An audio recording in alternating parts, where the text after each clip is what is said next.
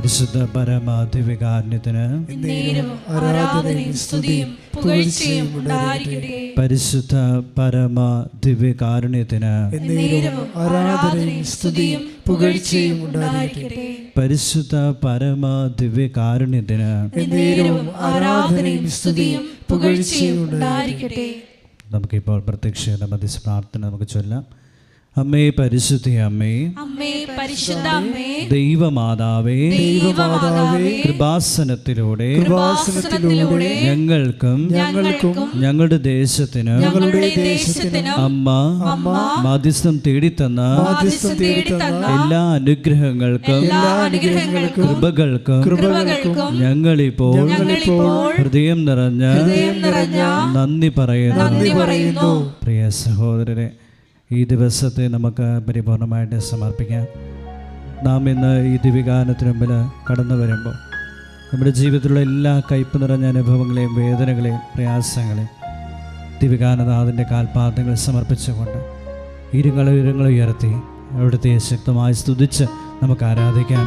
യേശുവേ നന്ദി, ഹല്ലേലൂയ. യേശുവേ ആരാധന, യേശുവേ നന്ദി, ഹല്ലേലൂയ. യേശുവേ ഇറങ്ങി വരണമേ. യേശുവേ സ്തുതി. ഈ ദിനത്തിലേക്ക് കടന്നു വരണമേ.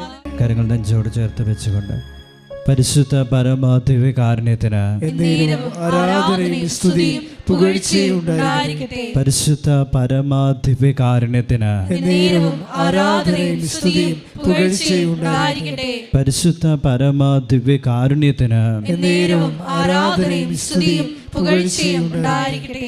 നമുക്ക് ഏറ്റുചൊല്ലാം. അമ്മേ പരിശുദ്ധ അമ്മേ, അമ്മേ പരിശുദ്ധ അമ്മേ, ദൈവമാതാവേ, 2004 ഡിസംബർ 7-ാം തീയതി ഉച്ച കഴിഞ്ഞ് 2:30 കൃപാസനത്തിൽ സംഭവിച്ച അമ്മയുടെ പ്രത്യക്ഷപ്പെടലിനെ കുറിച്ച് തിരുസഭയ്ക്ക് സമർപ്പിച്ചിരിക്കുന്ന പഠനരേഖകളുടെ മേൽ വസ്തുനിഷ്ഠവും ദൈവശാസ്ത്ര വിധിപ്രകാരമുള്ളതുമായ അന്വേഷണ പഠനങ്ങൾ നടത്തി ആ പ്രത്യക്ഷപ്പെടലിലൂടെ പ്രകടമായ ദൈവമാതാവിന്റെ പ്രത്യേക കരുതലും സംരക്ഷണവും വെളിപ്പെടുത്തുന്ന പീഡിതരുടെ ആശ്വാസവും പ്രവാചകന്മാരുടെ രാജ്ഞിയും വാഗ്ദാനത്തിന്റെ പേടകവും പ്രപഞ്ച പ്രകൃതിയുടെ മാതാവുമായ പരിശുദ്ധ അമ്മയുടെ ഭക്തി തിരുസഭയിൽ കൂടുതൽ പ്രചരിച്ച് ജീവിതത്തിന്റെ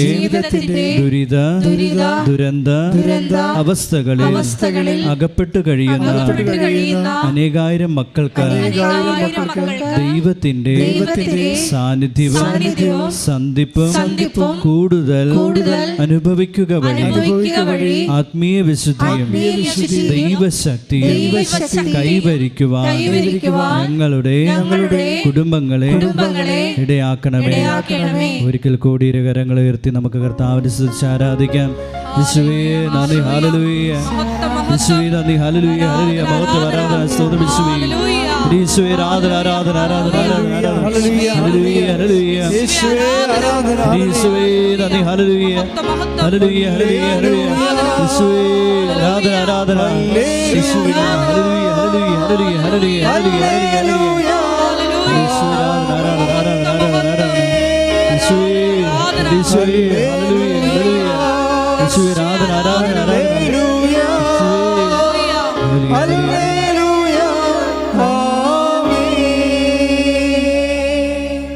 ഒരിക്കൽ കൂടി കരങ്ങളിൽ നെഞ്ചോട് ചേർത്ത് പിടിച്ചുകൊണ്ട് ശിരസ് നമിച്ച് നമുക്ക് അവിടുത്തെ ആരാധിക്കാം. പരിശുദ്ധ പരമാ ദിവ്യകാരുണ്യത്തിന് ആരാധനയും സ്തുതിയും പുകഴ്ചയും ഉണ്ടായിരിക്കട്ടെ. പരിശുദ്ധ പരമാ ദിവ്യകാരുണ്യത്തിന് ആരാധനയും സ്തുതിയും പുകഴ്ചയും ഉണ്ടായിരിക്കട്ടെ. പരിശുദ്ധ പരമാ ദിവ്യകാരുണ്യത്തിന് ആരാധനയും സ്തുതിയും പുകഴ്ചയും ഉണ്ടായിരിക്കട്ടെ. നമുക്ക് ഏറ്റുചൊല്ലാം. അമ്മേ പരിശുദ്ധി അമ്മേ, അമ്മേ പരിശുദ്ധ അമ്മേ, ഭൂസ്വർലോകങ്ങളുടെ രാജ്ഞിയായ അങ്ങേക്ക് ഭൗമ സംരക്ഷണത്തിനായി പ്രപഞ്ച പ്രകൃതിയെ തന്നെ തിരുസഭ പ്രതിഷ്ഠിക്കുവാൻ ഈ പ്രത്യക്ഷീകരണം വഴി ഇടയാക്കേണമേ.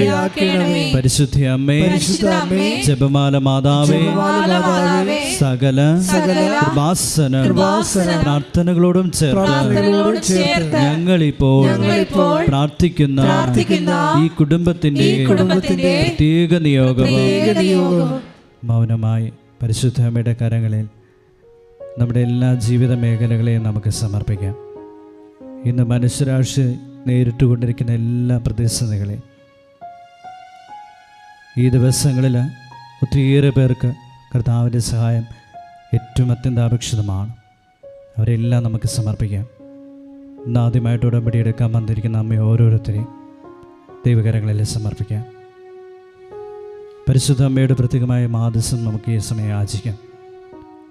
ഈ ദിവസങ്ങളിൽ ഓപ്പറേഷന് വിധേയമാകുന്നവർ, മാരകമായ രോഗങ്ങൾക്ക് വിധേയപ്പെട്ടവർ, പരീക്ഷകൾക്കൊരുങ്ങുന്നവർ, കടബാധിതകളാൽ വേദന അനുഭവിക്കുന്നവർ, ജീവിതം തന്നെ തീർന്നു പോകുന്നുവെന്ന് വിചാരിക്കുന്നവർ, ആത്മഹത്യ പ്രവണതയുള്ളവർ, ഒത്തിരിയേറെ ഡോക്ടർമാരൊക്കെ കൈയൊഴിഞ്ഞ് ഇനി ഞങ്ങൾക്കൊന്നും ചെയ്യാനില്ല എന്ന് പറയുന്ന ഒത്തിരിയേറെ രോഗികൾ, മക്കളില്ലാത്ത ദമ്പതികൾ, വിവാഹം നടക്കാത്ത യുവതിവാക്കന്മാർ, എത്ര പഠിച്ചിട്ടും ജീവിതത്തിൽ ഉയരാനായിട്ട് സാധിക്കാതെ പോകുന്ന എല്ലാ വ്യക്തികളെയും നമുക്ക് സമർപ്പിക്കാം. സ്വന്തമായ ഭവനമില്ലാത്തവരെ സമർപ്പിക്കാം. ഈശോയുടെ സ്നേഹവും കാരുണ്യവും അനുഭവിച്ചറിയാനും പരിശുദ്ധ അമ്മയോടൊപ്പം ഈ ലോകമധ്യത്തിലായിരിക്കാൻ, ദൈവരാജ്യത്തെ ലക്ഷ്യം വെച്ചുകൊണ്ട് ജീവിക്കാൻ ഞങ്ങൾ എല്ലാവരും ഇടയാക്കണമെന്ന് നമുക്ക് അമ്മയുടെ പ്രത്യേകമായ മാധ്യസ്മയാച്ചനും മൗനമായി പ്രാർത്ഥിക്കാം. ഇന്നത്തെ ശുശ്രൂഷകളെയും ബഹുമാനപ്പെട്ട ജോസഫ് അച്ഛനെയും ഈ ദിവസം നമ്മൾ ഈ ആരാധനയിൽ പങ്കെടുക്കുമ്പോൾ അച്ഛനിലൂടെ കർത്താവ് നമ്മെ ഹൃദയത്തിലേക്ക് പ്രവേശിക്കാൻ, നമുക്ക് ആവശ്യമായ വചനങ്ങൾ അച്ഛനോട് ലഭിക്കാൻ, രോഗശാന്തികളും അത്ഭുതമായ എല്ലാ കൃപാവരങ്ങളും ലഭിക്കാൻ നമുക്ക് പ്രാർത്ഥിക്കുകയും ചെയ്യാം.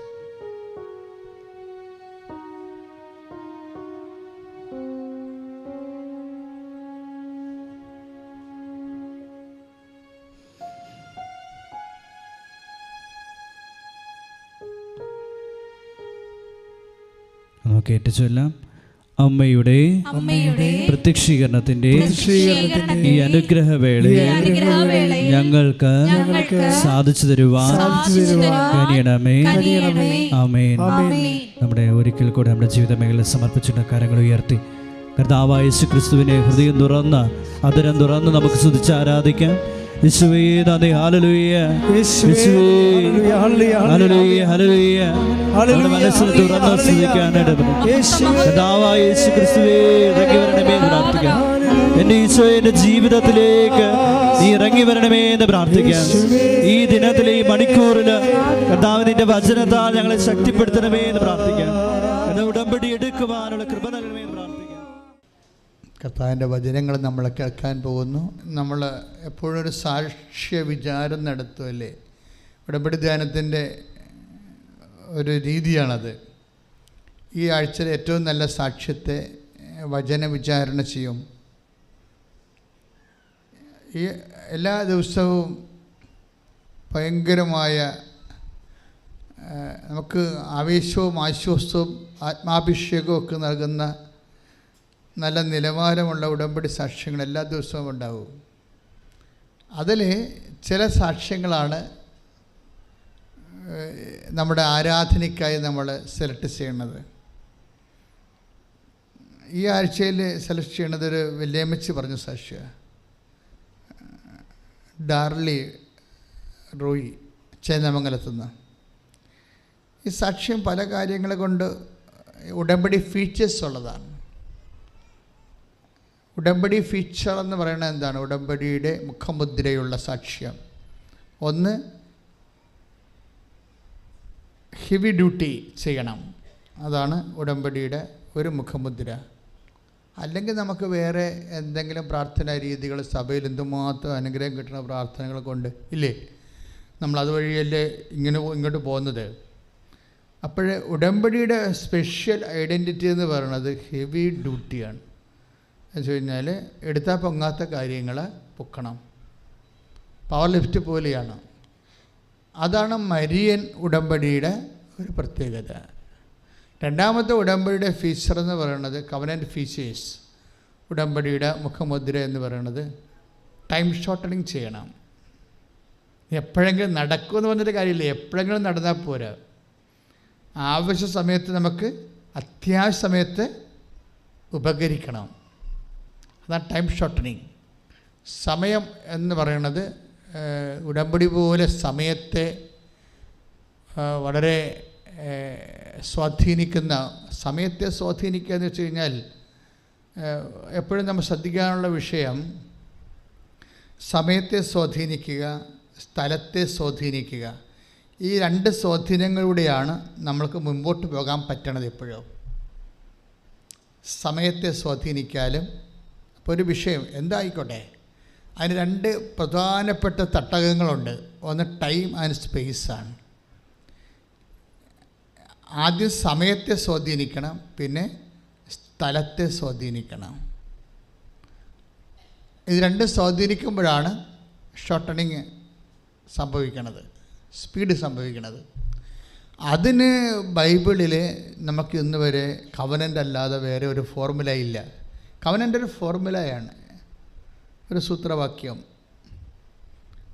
സൂത്രവാക്യം എന്ന് വെച്ചാൽ നമുക്ക് ടെക്നിക്ക് എന്ന് പറയത്തില്ലേ, ടെക്നിക്ക്, സൂത്രം എന്നൊക്കെ പറഞ്ഞ വാക്ക് നിങ്ങൾ ഓർക്കേണ്ട ഉപായം പോലെയുള്ള എന്തോ സൂത്രപ്പണി എന്നല്ല, ടെക്നിക്കാണ്. ടെക്നോളജി എന്നോ സാങ്കേതിക വിദ്യ.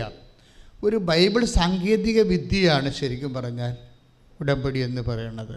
അത് ഫോർമുലയിൽ വർക്ക് ചെയ്യണതാണ്. ഒരു പ്രത്യേക ഇക്വേഷൻ, സമവാക്യത്തിലാണ് ഇത് വർക്ക് ചെയ്യണത്. അത് ഞാൻ നിങ്ങളോട് പതുക്കെ പറയാം. അപ്പം ആ സമവാക്യം ഉപയോഗിക്കുമ്പോഴാണ്, അല്ലെങ്കിൽ ആ ഫോർമുല ഉപയോഗിക്കുമ്പോഴാണ് ടൈം ഷോർട്ടനിങ് സംഭവിക്കുന്നത്. അതുകൊണ്ടാണ് ഇത് ടെക്നിക്കൽ ബേസ് ചെയ്ത് മനസ്സിലാക്കണം. ഒരു ഭക്തകൃത്യം, ഭക്താനുഷ്ഠാനം ആയിട്ട് ഇതിനെ റെഡ്യൂസ് ചെയ്യരുത്. മേ ബി ദൈവത്തോട് ഇടപെടുന്ന എല്ലാ വിഷയങ്ങളും നമുക്ക് ഭക്തി ഉണ്ടാവും. ഭക്തി ഇല്ലാതെ എങ്ങനെ നിൽക്കാൻ പറ്റും? പക്ഷേ ഭക്തി മാത്രമല്ല ഇതിന് പിന്നിലുള്ളത്. ഭക്തിയുടെ ഒരു വൈകാരിക അംശമല്ല, മറിച്ച് ആധ്യാത്മിക സാങ്കേതിക വിദ്യയുടെ ഒരു വിചാര അംശം ഉടമ്പടിയിലുണ്ട്. അതുകൊണ്ടാണ് ഒരു മിനിമം വിദ്യാഭ്യാസ യോഗ്യതയെങ്കിലും ഇല്ലെങ്കിൽ ഉടമ്പടിയുടെ ഉള്ളിലോട്ട് പോകാൻ പറ്റത്തില്ല. പുറമേയൊക്കെ നമുക്ക് കറങ്ങി നിൽക്കാവുന്നല്ലാതെ ഉടമ്പടിയുടെ ഉള്ളിലേക്ക് പോകാൻ പറ്റുകയില്ല. തന്ത്രപരമായിട്ടുള്ള സമീപനങ്ങൾ സുവിശേഷ വിഹിതമായിട്ട് ഒരു വിശ്വാസിക്ക് അറിയണം. അതുകൊണ്ടാണ് ഉടമ്പടിയിലേക്ക് സാക്ഷരത വരുന്നത്. 200 സാക്ഷരതാ ക്ലാസ്സായില്ലേ ഉടമ്പടി സാക്ഷരത, എല്ലാ ദിവസവും ഉണ്ടാവും. ഇതിൻ്റെ മൂന്നാമത്തത്, ഈ ടൈം ഷോർട്ടനിങ്ങിൻ്റെ മൂന്നാമത്തെ വിഷയം, മൂന്നാമത്തെ ഒരു ഫീച്ചർ എന്ന് പറയുന്നത് മെരിറ്റിൽ നടക്കാത്തതായിരിക്കണം. ഉടമ്പടിയുടെ മൂന്നാമത്തെ ഫീച്ചർ മെരിറ്റിൽ നടക്കാത്തതായിരിക്കണം. ദൈവമനസ്സിൻ്റെ ഏറ്റവും വലിയൊരു വെളിപ്പെടുത്തലാണ് not by merit but by grace. നിൻ്റെ യോഗ്യത കൊണ്ടല്ല, എൻ്റെ കൃപ കൊണ്ട്. പക്ക ഉടമ്പടി ഫീച്ചേഴ്സുള്ള, അതായത് ടൈം ഷോർട്ടനിങ് ചെയ്യുന്ന, സമയത്തെ ചുരുക്കുന്ന, അതുപോലെ തന്നെ നോട്ട് ബൈ മെറിറ്റിൽ വർക്ക് ചെയ്യുന്ന, യോഗ്യത കൊണ്ടല്ലാതെ കൃപ കൊണ്ട് വർക്ക് ചെയ്യുന്ന, അതുപോലെ തന്നെ ഹെവി ഡ്യൂട്ടി ചെയ്യുന്ന. പല ആൾക്കാരും പല വിധത്തിലും ട്രൈ ചെയ്തിട്ട് നടക്കാത്ത ഒരു കാര്യം ഇതാണ്. ഈ ഡാർലി റോയി പറയുന്ന ഒരു സാക്ഷ്യം. ഉടമ്പടിയുടെ 3 മുഖമുദ്രകൾ ഇതിൻ്റെ അകത്ത് അടങ്ങിയിട്ടുണ്ട്. നമുക്കിതിൽ ഏതെങ്കിലും ഒരെണ്ണം ഉണ്ടെങ്കിൽ നിങ്ങളെ രക്ഷപ്പെടും. ഉടമ്പടിയുടെ ഏതെങ്കിലും ഒരു കാര്യം വർക്കൗട്ട് ചെയ്യും, നോട്ട് ബൈ മെറിറ്റെങ്കിലും വർക്ക് ചെയ്താൽ നിങ്ങളുടെ കാര്യം തീരുമാനമാകും. അതുകൊണ്ട് എൻ്റെ മക്കൾ വളരെ ശാസ്ത്രീയമായി സൂക്ഷ്മതയോടെ ആണ് നിങ്ങളുടെ വിഷയങ്ങളെ ഉടമ്പടി ആപ്ലിക്കേറ്റ് ചെയ്ത് പഠിക്കണം. ഇത് ഉടമ്പടി ഒരു ആപ്ലിക്കേഷൻസാണ്. ഇതിൻ്റെ ആപ്ലിക്കേഷൻസിൻ്റെ വ്യത്യസ്തമായ ആപ്ലിക്കേഷൻസ് രീതികളുണ്ട്. ഓരോരുത്തരും ഓരോ രീതികളാണ് ഉപയോഗിക്കുന്നത്. ആ ബൈബിൾ പഠിക്കുമ്പോൾ ഞാൻ അവിടെ ബൈബിൾ പഠിക്കണത് എപ്പോഴും സ്കൂൾ അനുസരിച്ചാണ് പഠിക്കണത്. ഉടമ്പടിയുടെ സ്കൂൾസ്, ഇപ്പോൾ എന്താ സാംസൺ എന്ത് സ്കൂളാണ് ഉപയോഗിച്ചത്, മോസസ് എന്ത് സ്കൂളാണ് ഉപയോഗിച്ചത്, അതുപോലെ ഇങ്ങോട്ട് ഓരോ മനുഷ്യരും ദൈവത്തെ കണ്ടെത്തി ജീവിതത്തിൻ്റെ വലിയ ഭാരങ്ങളെ അതിജീവിച്ച, വെല്ലുവിളികൾ അതിജീവിച്ച മനുഷ്യന്മാർ കണ്ടുപിടിച്ച മാർഗങ്ങളൊക്കെ എപ്പോഴും ബൈബിള് വളരെ സുന്ദരമായ രീതിയിൽ, നിങ്ങളോട് ബൈബിൾ വായിക്കാൻ പറഞ്ഞില്ലേ 1 മണിക്കൂർ എല്ലാ ദിവസവും, അരമണിക്കൂർ എല്ലാ ദിവസവും ബൈബിൾ വായിക്കണമെന്ന് ഉടമ്പടിയുടെ നിബന്ധനയുടെ ഭാഗമാണ്. അത് എന്നാ സംഭവം എന്ന് വെച്ച് കഴിഞ്ഞാൽ വെറുതെ ഇങ്ങനെ ഇരുന്നുകൊണ്ട് എല്ലാവരും വായിക്കുകയല്ല. അതിൽ ബൈബിൾ ദൈവത്തെ കൺഫ്രണ്ട് ചെയ്ത ഓരോ ബൈബിൾ വ്യക്തിത്വങ്ങളുണ്ട്. ഉദാഹരണത്തിന് കിങ് ഡേവിഡ്, ദാവീദ് രാജാവ്, അദ്ദേഹം ഉപയോഗിച്ച മെത്തേഡ്, ദൈവാഭിമുഖ്യത്തിന് ഉപയോഗിച്ച മെത്തേഡ്. അങ്ങനെ എന്ത് മെത്തേഡാണ് ഉപയോഗിച്ചത്? അങ്ങനെ സാവൂളിൻ്റെ അടുത്ത് വരുമ്പോൾ സാവൂള് ഫിലിസ്തീനുമായിട്ടുള്ള ഗംഭീര യുദ്ധം നടക്കുകയാണ്. എല്ലാ സേനാ നായകന്മാരും പട്ടാള ജനറൽമാരെല്ലാം ലീവ് എടുത്ത് വീട്ടിൽ പോയിരിക്കുകയാണ്. ലീവ് എടുത്ത് വീട്ടിൽ പോയവന്മാരെ അവരുടെ ഭാര്യമാർ വിടണില്ല, യുദ്ധത്തിലേക്ക് തിരിച്ചു വരികയില്ലെന്ന് അവർക്കറിയാം. ഗോലിയത്തല്ലേ അപ്പുറം നിൽക്കുന്നത്. അതുകൊണ്ട് ഭാര്യമാരെല്ലാം ഇവരെ വട്ടപ്പൊട്ടിട്ട് പിടിച്ച് വീട്ടിൽ കുത്തി കെട്ടിയിട്ടിരിക്കുകയാണ് ഭർത്താക്കന്മാരെ. സാവൂള് നിന്ന് തിരികെ പമ്പരം പോലെ ചുറ്റിക്കണം. കാര്യം പട്ടാളക്കാരെല്ലാം ലീവ് എടുത്ത് പോയി. പട്ടാള ജനറൽമാരൊക്കെ എല്ലാം അവരുടെ ഭാര്യമാർ പോവില്ലേ, ഞങ്ങൾക്കാരുമില്ല, കുഞ്ഞിനാരുമില്ല, എനിക്കാരുമില്ല എന്നൊക്കെ പറഞ്ഞുകൊണ്ട് കണ്ണീര് കൊണ്ട് കാല് കെട്ടി വെച്ചിരിക്കുകയാണ് എല്ലാത്തിനെയും പട്ടാളക്കാരെ. ഇങ്ങനൊരു അവസ്ഥയിലാണ് അപ്പം കൊണ്ട് ജസ്സയെ പറഞ്ഞു വിട്ടിട്ട് ചേട്ടന്മാർക്ക് കൊടുക്കാൻ വേണ്ടി ദാവീദ് വരണത്. ദാവീദ് ഇവിടെ വരുമ്പോൾ സിറ്റുവേഷൻസ് ദാവീദ് മനസ്സിലാകും. എന്താ കാര്യം? ഇത് സാവൂള് യുദ്ധം ജയിക്കാൻ പോകുന്നില്ല. ഇസ്രായേൽക്കാരെ അപ്പം പോലെ തന്നെ ഫിലിസ്തീൻസ് തിന്നു തീർക്കും. അപ്പോൾ ആ മനുഷ്യന് പെട്ടെന്ന് ആത്മാഭിഷേകം ഉണ്ടാകും. ഒരു ഹെവി ഡ്യൂട്ടി ചെയ്യാൻ വേണ്ടി ദൈവം അവനെ ഒരുക്കുകയാണ്. ഇതാണ് ഹെവി ഡ്യൂട്ടി എന്ന് പറയുന്നത്. ഗോലിയത്താണ് ഹെവി ഡ്യൂട്ടി. ഈ ഹെവി ഡ്യൂട്ടി ചെയ്യാൻ വേണ്ടി ദൈവം ഇവനെ ഒരുക്കുകയാണ്. നിങ്ങൾ ഓർക്കണം, ഈ ദൈവം തന്നെയാണ് ഉടമ്പടിയുടെ ദൈവം.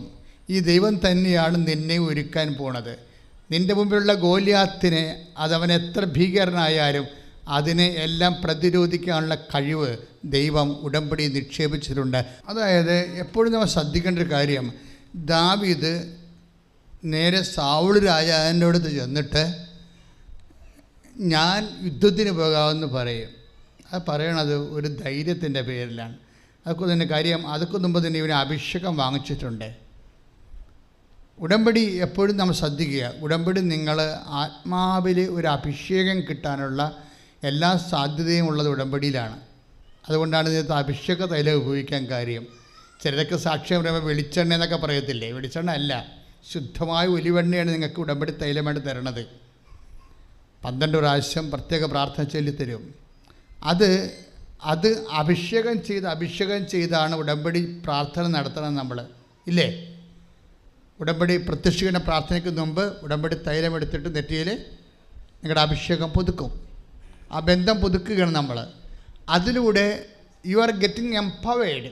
നിങ്ങൾ അതിലൂടെ ശക്തി ധരിക്കുകയാണ്. ആ ഒരു ബോധമുണ്ട്. അറിയത്തൊരു അനുഷ്ഠാനമല്ല. അതിലൂടെ നിങ്ങൾ ശക്തി ധരിക്കുകയാണ്. എന്താ കാര്യം വെച്ച് കഴിഞ്ഞാൽ, അഭിഷേകത്തിൻ്റെ ഒരു ആശംസയുണ്ട്. അഭിഷേകം ചെയ്യുമ്പോൾ ദൈവം ഒരു ആശംസ കൊടുക്കും.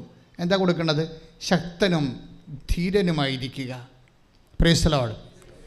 അത് ഒരു ഒപ്പോണൻറ്റിനെ മുമ്പിൽ കണ്ടുകൊണ്ടാണ് ദൈവം എപ്പോഴും ഉടമ്പടി ചെയ്യിക്കുന്നത്.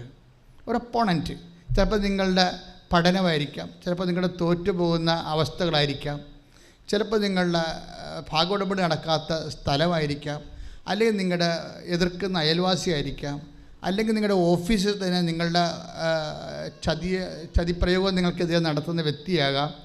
എനിവേ, ഒരു ഒപ്പോണൻറ്റിനെ, എതിരാളിയെ മുന്നിൽ കണ്ടുകൊണ്ടാണ് ദൈവം എപ്പോഴും അഭിഷേകം ചെയ്യണത്.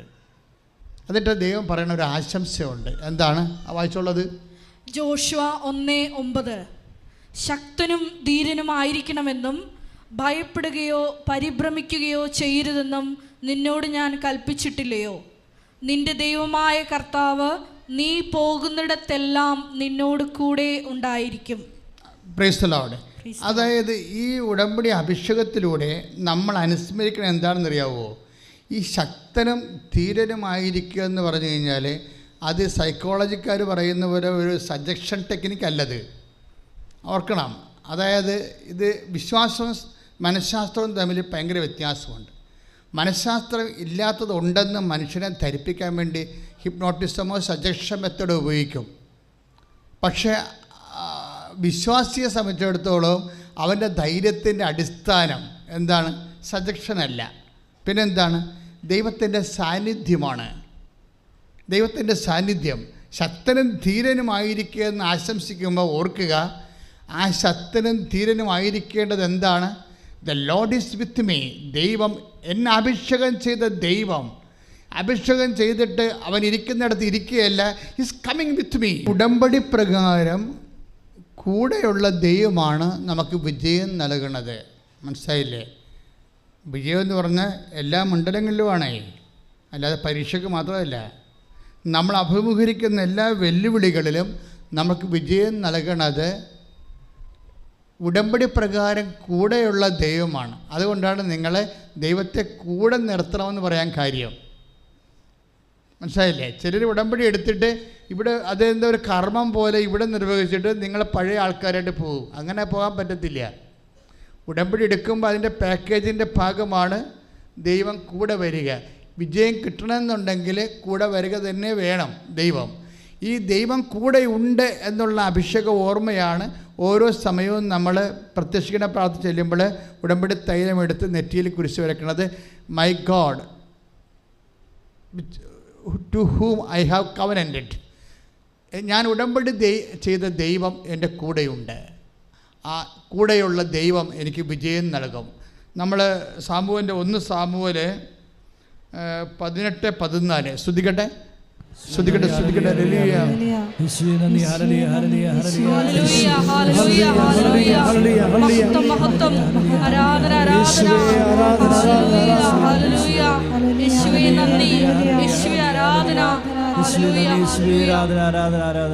സാമുവേൽ 18:14 കർത്താവ് കൂടെ ഉണ്ടായിരുന്നതിനാൽ, ഏറ്റു പറഞ്ഞേ, കർത്താവ് കൂടെ ഉണ്ടായിരുന്നതിനാൽ, എല്ലാ ഉദ്യമങ്ങളിലും ദാവീദ് വിജയം വരിച്ചു. Price the Lord. അതായത് ഈ കൂടെയുള്ള ഉടമ്പടി പ്രകാരം കൂടെയുള്ള ദൈവമാണ് നമുക്ക് വിജയം തരുന്നത്. അപ്പോൾ ദാവീദിൻ്റെ വിജയം മുഴുവൻ എങ്ങനെയാണ്? കർത്താവ് കൂടെ ഉണ്ടായിരുന്നതിൻ്റെ വിജയമാണ്. അത് കാരണം കക്ഷിയുടെ കയ്യിൽ നിന്നൊരു അബദ്ധം പറ്റിയപ്പോഴും ദാവീദ് നമുക്ക് എന്തെങ്കിലും ഇപ്പോൾ നമ്മൾ പോകുന്ന വാഹനം പെട്ടെന്ന് ഏതെങ്കിലും വാഹനത്തോടുകൂടി ഒന്ന് തട്ടിയെന്ന് വിചാരിച്ചോ, നിങ്ങൾ എന്താണ് ചെയ്യണത്? നിങ്ങൾ ആദ്യം ചെയ്യണത്, ഇപ്പോൾ യൂറോപ്പിൽ എവിടെയൊക്കെ പോകാനുള്ളവരാണെങ്കിൽ ആദ്യം അവിടെ വിസ സേഫാണെന്ന് നോക്കും അല്ലേ? വണ്ടി തട്ടിയെന്ന് പറഞ്ഞു കഴിഞ്ഞാൽ അതിൻ്റെ പ്രശ്നം തന്നെ. നമ്മുടെ പാസ്പോർട്ട് വിസ ശരിയാണെന്ന് സേഫ് കയ്യിലുണ്ടോ എന്ന് നോക്കും. അത് മുറുകെ കയറി പിടിക്കും. ചിലർ താക്കോൽ പിടിക്കും. അതായത് നമ്മളെ നിലനിർത്തുന്ന ആധാരങ്ങളിലും ആസ്പദങ്ങളിലും നമ്മൾ പിടിമുറുക്കും എന്തെങ്കിലും ഒരു അപകടം വരുന്ന സമയത്ത് അല്ലേ? എപ്പോഴും നമ്മൾ ശ്രദ്ധിക്കേണ്ടത്, നിങ്ങൾക്ക് എന്തെങ്കിലും ഒരു അപകടം വരുന്നെന്ന് വിചാരിച്ചോ, വാഹന അപകടമൊന്നുമല്ല, ജീവിതത്തിൽ മനുഷ്യന്മാരാകുമ്പോൾ ഓരോരോ തരത്തിലുള്ള കാലാവസ്ഥ ഭേദങ്ങൾ വരത്തില്ലേ? ഈ കാലാവസ്ഥ ഭേദങ്ങൾ വരുമ്പോൾ നമ്മൾ പെട്ടെന്ന് പിടിമുറുക്കേണ്ട എവിടെയാണ്? നമ്മുടെ ആസ്പദങ്ങളിലാണ്. പക്ഷെ നമ്മുടെ ബേസിക് ആസ്പദം എന്താ? ദൈവമാണ്. മനസ്സിലായില്ലേ? ബേസിക് ആസ്പദം. കഴിഞ്ഞ ദിവസങ്ങളിലെ ഒരു ഇപ്പോൾ ഈ ഡോണ ചേച്ചി എടുത്ത ഡാർലി ലേമിച്ചിയുടെ സാക്ഷ്യത്തിൻ്റെ കൂടെ വേറൊരു സാക്ഷി ബിന്ദു പറഞ്ഞിട്ടുണ്ട്, കുടപ്പനാൽ. ബിന്ദുവിൻ്റെ സാക്ഷ്യവും വിചാരണക്ക്, ആധ്യാത്മിക വിചാരണയ്ക്ക് കെൽപ്പുള്ളതാണ്. അവരുടെ ഒരു പ്രശ്നം വെച്ച് കഴിഞ്ഞാൽ അവരുടെ ഭർത്താവിന് വാഹനമിടിച്ചു.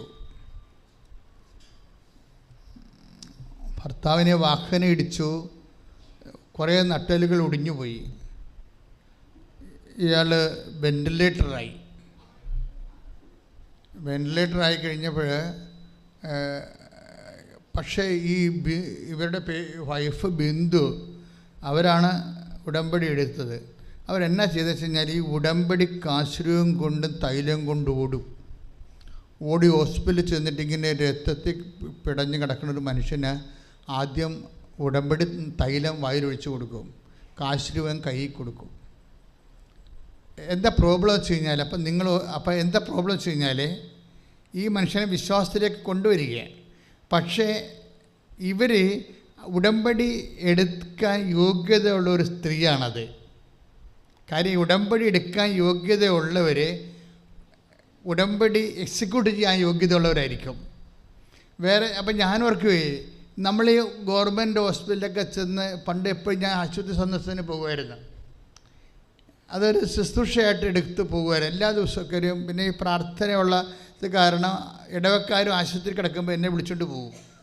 അപ്പോൾ അവിടെയൊക്കെ ചെല്ലുമ്പോൾ ചില സമയത്തൊക്കെ ചില ഭർത്താക്കന്മാരൊക്കെ എന്തെങ്കിലും തരത്തിലുള്ള ഈ പൾസ് കുറയുകയോ അല്ലെങ്കിൽ ബോധം പോവുകയൊക്കെ ചെയ്യുമ്പോൾ അവിടെയുള്ള ഭാര്യമാരൊക്കെ വലിയ സ്വരത്തിൽ കാറി കർത്താവേ മാതാവേ എന്നൊക്കെ പറഞ്ഞുകൊണ്ട് ആശുപത്രി കിടന്ന് കാറ് നിലത്ത് വീണ് അവർക്ക് ചാകാനൊക്കെ പോണ പോലെയൊക്കെ. ഇപ്പോൾ ആര് ചാകുമെന്ന് നമുക്ക് കൺഫ്യൂഷനായി പോകും. ചില സത്യമായ ചില ചേട്ടത്തിമാരെ കല്യാണം കഴിക്കാൻ യോഗ്യതയില്ലാത്തവർ ഒത്തിരി പേര് കല്യാണം കഴിച്ചിട്ടുണ്ട്.